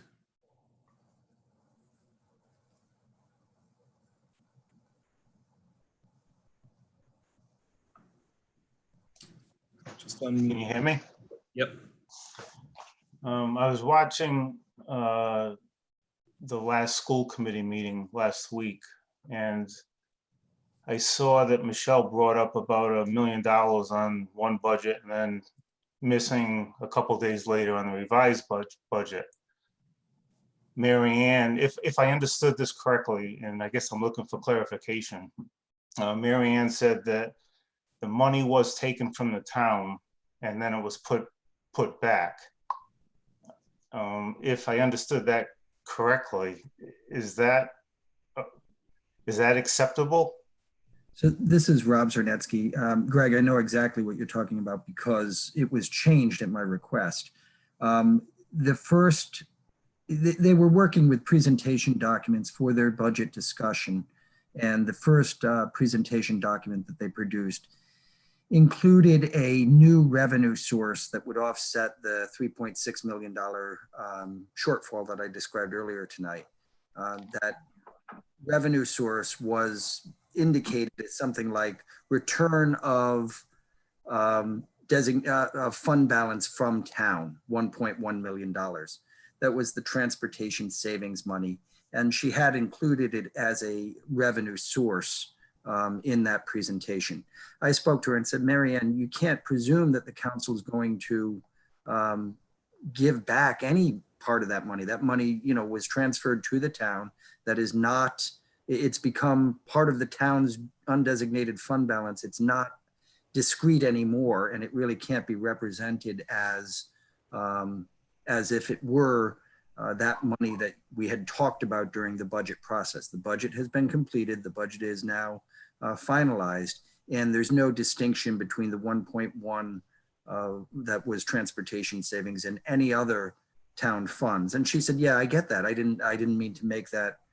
But I said, the presentation, the way it's made, could give people that impression. So I'd like you to just roll it all back up into that 3.6. It was just a presentation issue, I think. I guess I'm bothered by it in the sense of, how could that be presumed? I mean, especially a dollar amount like that, I would have thought that the town council and you too, Rob, would have had to have publicly had discussion on that. And that's the point that I made to her. She knew that, they'd have to come back to the town council. She knew that money wasn't theirs for the taking.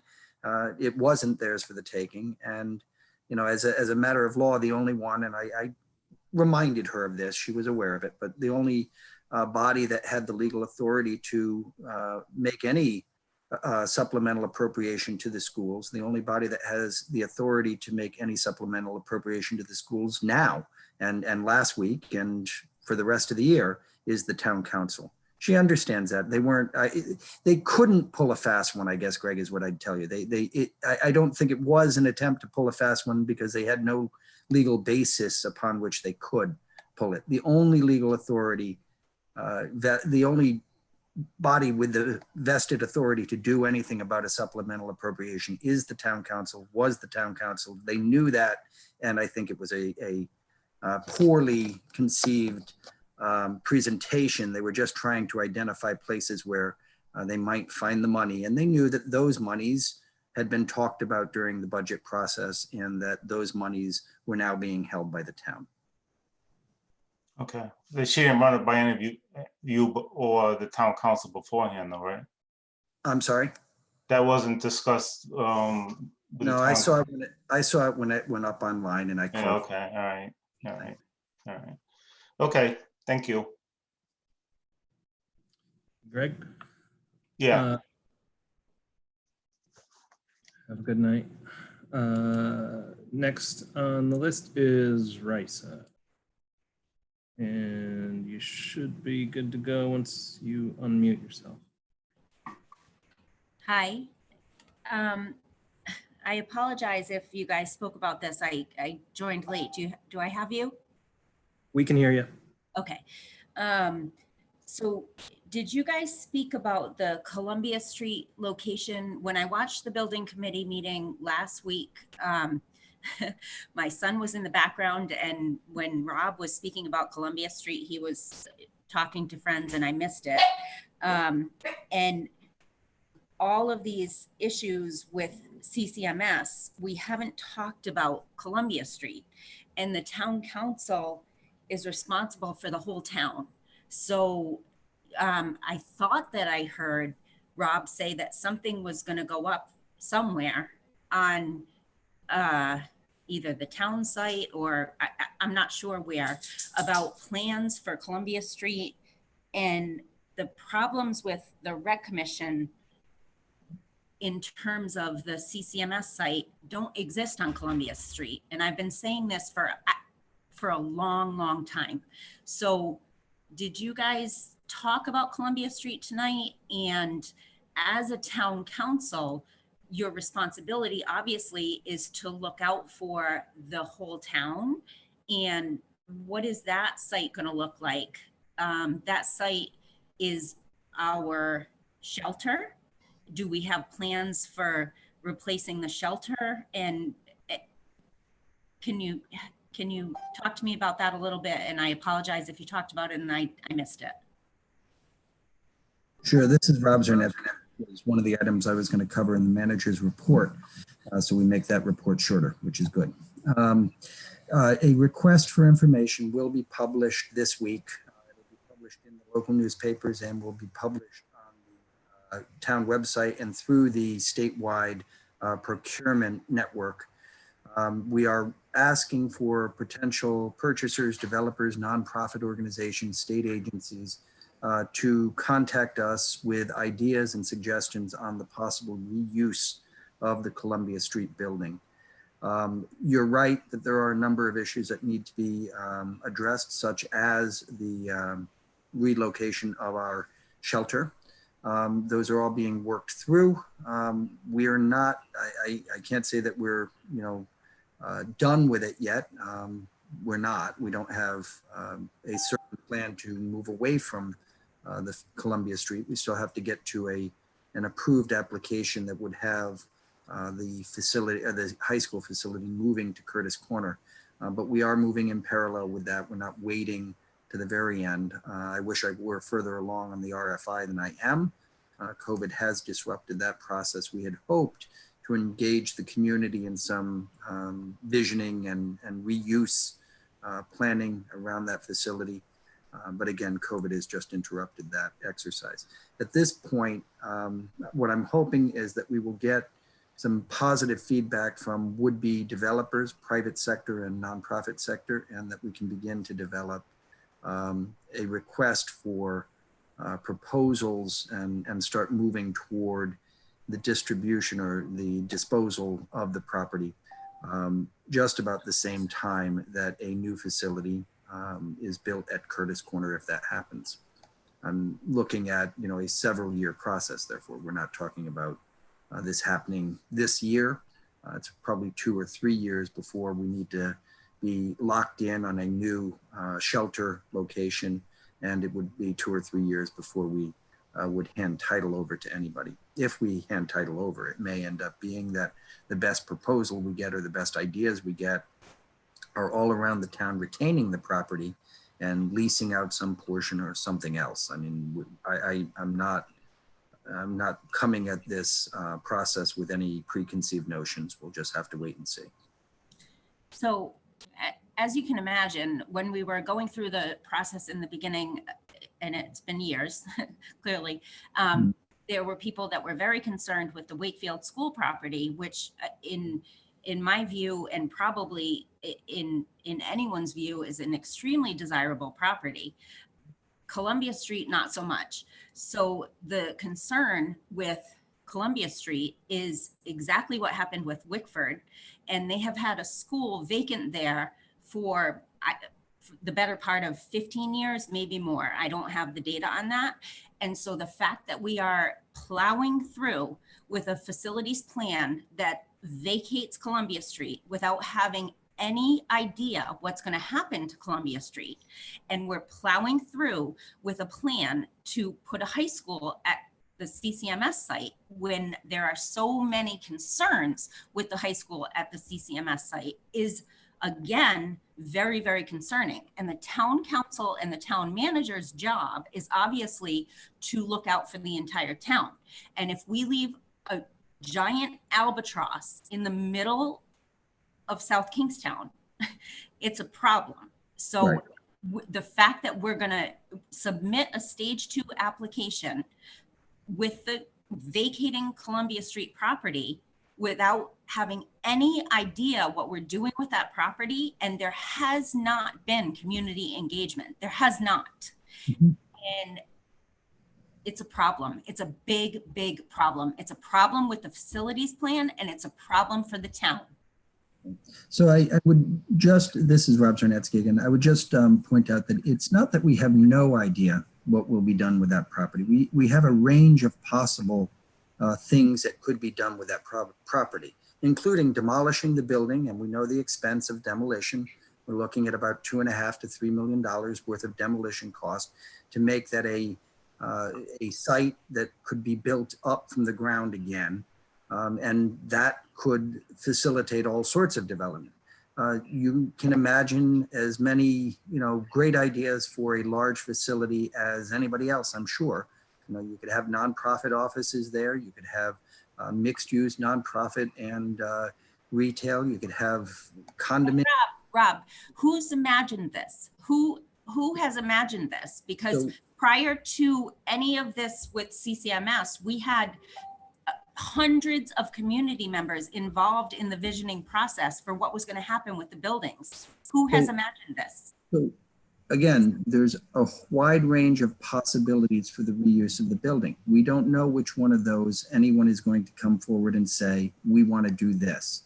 But we have time. We don't have to have that decision right now. And in fact, if we had a plan for Columbia Street that wasn't a signed contract for Columbia Street, it could change even if we had it. We're not in a dangerous place in terms of the timing for the disposal of the building. We're going to have to move. We cannot sit on this until after the building is abandoned. We do not. I'm trying to be respectful, but I don't think you're answering my question.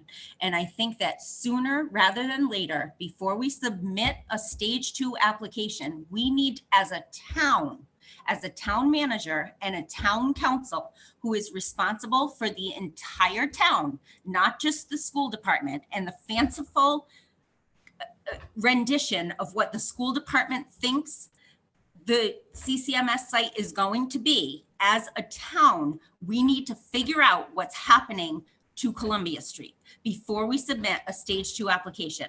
And the stage 2 application is due in less than a month.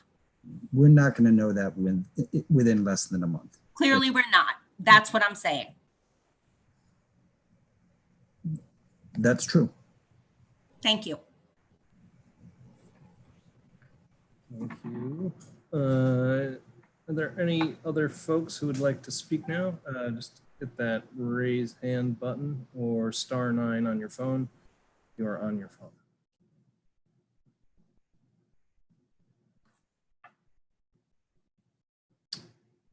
All right. At this point, I don't see anybody else from the public who would want to share anything. Is there anybody on the council who has something they'd like to share? It's Debbie Kelso. I just want to point out that I'm thankful tonight for Zoom because the council chambers has no air conditioning. So I just wanted to give everyone something to be thankful for here at 10, whatever it is, 19. 10:48. 10:48, okay. We should be thankful we're home in our air conditioning spots instead of in that sweaty chamber. Rob, I have a question. I don't know if we can answer it right now, but someone asked me today and I didn't know the answer. Did the tax bills go out like recently within the last few Not days? yet. No, they'll be going out, I believe, on, oh, actually, I take that back. You know what? If Zach is still in attendance, let's see if we can pull him in. It's darn close to. So the question I have is, someone said to me, an older person in town, I received my tax bill today and it's due in 4 days. Is there going to be any kind of a grace period? Or Yes. something like that? There will be. I'll let Zach, we did pull him in. So Zach, you want to field that question? Hear me? Yeah, we can hear you. Okay. So the tax bills that did go out, I believe they were out in the mail as early as Friday. So people were probably getting them potentially over the weekend and today. They will not be due until the end of August based on the policy that was adopted by the council, which extended the grace period till the end of August before a late fee would be incurred. When you say the end of August, you mean like the end, like the last calendar day. Okay. Thank you. You're welcome. Right. So the new policy adopted by the council was that the bills are due on the first month of the quarter in which they're due, but there is a 30-day grace period. And this was to address the longstanding concern that we didn't have a sufficient grace period. You've heard that over the years several times, and that's been addressed. Joe Veely, they definitely went out today. I got 4 of them. There you go. Any other comments from council members? All right, very good. That brings us to item 10 on the agenda, presentation of the Bicycle and Pedestrian Master Plan by the Bicycle Pedestrian Advisory Committee. Looks like. This is Rob. I've actually been asked by the chairman of that committee to apologize, but he needed to leave the meeting. They are going to be looking for a date to do a joint work session to go over their master plan, their bicycle and pedestrian master plan with the town council. So their request is that we find a date in September when they can come in and work with the town council, work through that. It's quite a lengthy and detailed document. It's a really good work product. Yeah, I read through that.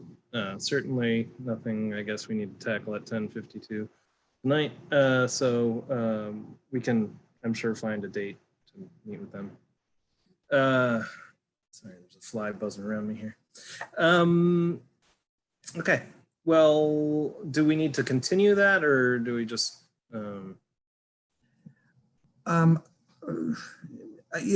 They're asking for a work session as opposed to a presentation. So I don't know. It's whatever the council's preference is. I think a half hour with the committee and the town council probably would be a good half hour spent. All right. So we can still just maybe make a motion on item 10 and have it forwarded to that work session, whenever that may be. Okay. Rob, are you looking for us to pick a date tonight?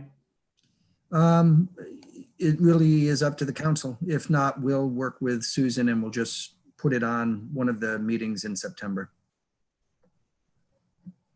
If there's a date in September that doesn't work for an extra 30 minutes tacked on to the front of a meeting, that would be good to know. Is anybody opposed to the idea of tacking it on to one of the scheduled meetings?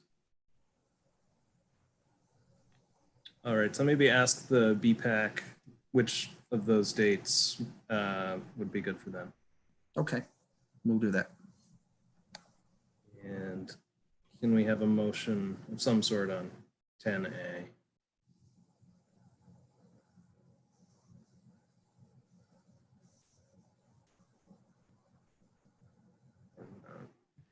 Rory McEntee, I'll make a motion to instruct the town manager to communicate with the leadership of the Bicycle Pedestrian Advisory Committee as to which meeting in September they'd like to attend to have a work session. David Kelso, I'll second that. So moved. Any discussion? Anyone opposed? That motion carries. Item 11 is the town manager's report. Yeah, if you don't mind, this is Rob Zarnetsky. I'll share my screen and we'll get through a flag report.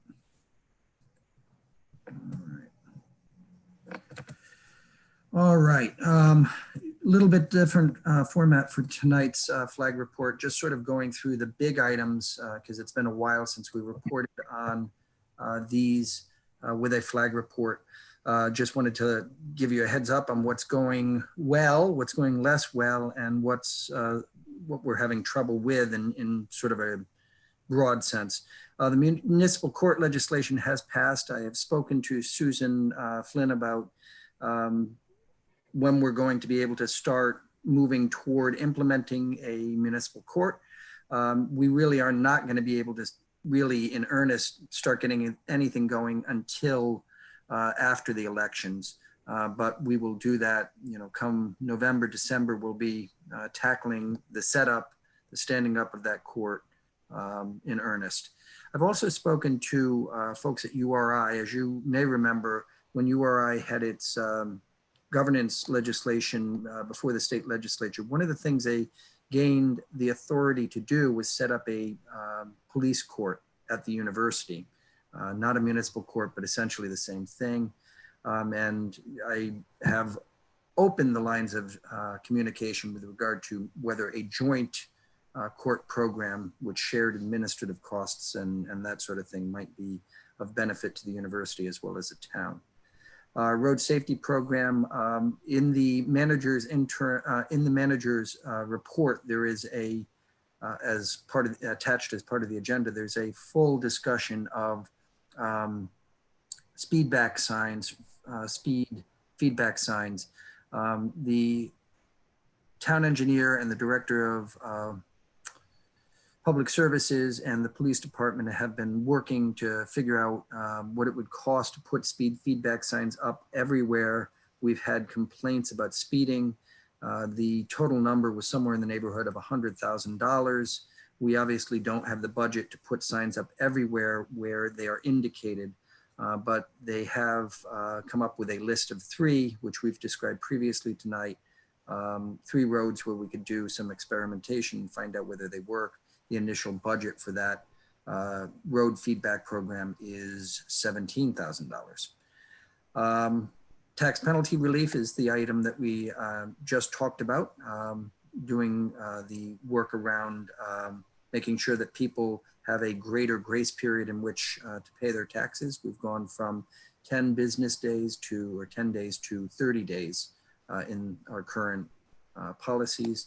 And one of the items on tax relief, which isn't a tax penalty, but tax relief that is coming to the council soon, is we're beginning to see some movement over in the planning board on the accessory dwelling unit tax relief that the council had started talking about last year. Municipal bond legislation, another success for Senator and Representative McEntee and our reps up in Providence. The municipal bond legislation passed and became law yesterday, I believe, Friday, I believe. So we now have to work through getting something before the voters on the November ballot to, or it could be a later ballot, honestly, the way the legislation was drafted. It could be any time that the council wants to have an election for considering the $6.5 million worth of bonded debt for support of the Matunic Beach Road seawall, the radio project, and several other projects here in town. The Mary Carpenter's property sale, this is the long contemplated sale of the property that the town acquired from Mary Carpenter's that the owner of the Ocean Mist had wanted to purchase. We put out the request for proposals. We received one bid. It was from the owner of Matunic Mist. That bid is above what we paid for the property and is therefore an acceptable monetary offer. And we can begin to proceed toward closing on that property. We don't need to take action on that right now. And in fact, the property is being used at the moment to support the surf club run by, or the surf camp run by the recreation department, and will be used for that purpose through the summer. So we're not going to see a closing on that in August, but we do need to start moving toward that. Electric aggregation I won't talk about. We talked about that at length tonight. Town farm property swap. That project is fairly well advanced. The application from DEM to the National Park Service has been submitted from DEM to the National Park Service. And I understand that DEM and the National Park Service are actively engaged in reviewing that application. We have not heard of any deficiencies or concerns that the National Park Service has come back to DEM with. So it looks to be an application that is well in hand, and we should be seeing some movement on the national level, on the federal level soon. COVID-driven budget falls, we've talked about that this evening as well. The school committee has got a budget shortfall at this point of $3.6 million if they go back to school 100%, all students back in all classrooms. The town budget deficit at this point, or budget shortfall, revenue shortfall, is still in flux. What the number we do know is that the state projection for hotels and meal and beverage taxes is down $480,000 from what we had projected, down $507,000 from what the state had projected. So we are looking at about a $500,000 shortfall in state revenues. And we are seeing some, although I'm still waiting on the reports, we are seeing some reduction in building permits and fees generated by municipal activities, although not all of them are down. We are seeing some reductions. We're not very far into the new fiscal year, so I can't report out specifics on it. We will have a report after the first quarter so that we know exactly where we are on locally generated revenues. Tree safety and arborist program. This is one of the positions that we've held off on, but given that we're looking at a particularly bad forecast for wind and tropical storm hurricane season, we've put this back on the agenda, and we are going back out to look for that arborist. This is going to be potentially a very bad fall for trees. Director of Planning Recruitment, we're doing interviews tomorrow and Wednesday, I guess. Chief of Police Recruitment, that recruitment has not gone out. We're still sort of working through where we want to publish that recruitment request, and should be out relatively soon, but we're not out yet. School facilities project, we talked quite a bit about that tonight. The Matunic Beach Road seawall is stalled unless we can get this $6.5 million that we've talked about moving again. The same is true for the public safety radio. That project is stalled for the year unless the funding comes through the bond in the fall. Comprehensive plan review is being done by Kayla Gray out of Vermont. She's working on contract to complete that plan, and I'm hoping to see that before the end of August. The animal shelter program is one that we are actively recruiting for as well. We have identified a source of funding that is not recurring, but we can use it for a year or two and will not affect the tax funded budget. Town hall health and safety upgrades are delayed because glass is not available because of the riots that recently occurred around the country. We are planning to put glass at all of the countertops in town hall, which will allow us to open up town hall when, we don't know, but will allow us to open up town hall to members of the public without fear of anyone spreading COVID one way or the other. The glass will be a permanent barrier, but the glass is not available and that project is delayed. Currently, we've got plexiglass up, but it's just not a very optimal solution. Succotash Road Traffic Management Program has been difficult this year. It's been difficult for many years, but this year in particular, since the state beaches have seen an increase, dramatic increase in traffic, people attending the beach. Good news is the state's been very good about working with us and has stationed patrolmen, state troopers, and has started to make some other efforts. This weekend, we did not have delays. We did not have backups on Saturday or Sunday, which I take as pretty good evidence that the extra effort that the state is making worked. We had pursued the same strategy that worked on Saturday and Sunday this weekend, once last weekend on Saturday, but not on Sunday. Saturday was great last weekend, and the absence of the intervention was noted on Sunday when it wasn't engaged in. So I think we've got a good formula for going forward. Things will change, but knock on wood, we should be able to keep things as we saw them this weekend. That'll do it. I'm happy to answer any questions. Thank you, Rob. Any questions for Rob? All right, Sina, I do see that we have made it past 11 o'clock, so I don't know, Joe, if you want to make your Motion to continue. Second. Motion by Joe, second by Deb. Any discussion on this one? Anyone opposed? All right, let us soldier on. Item 12 on the agenda is appointments. So it's Debbie Kelso. I'd like to make a motion that we appoint Sarah Lindley Smith to the Waterfront Advisory Commission. Joe Veely, second. We have a motion by Deb, second by Joe. Any further discussion? Right. There was a lot of good candidates. Wish we had more spots. I agree. This is true. There are two spots that are open. One has been filled by somebody who would like to be reappointed. I'll just point that out. So we'll have another motion after this one.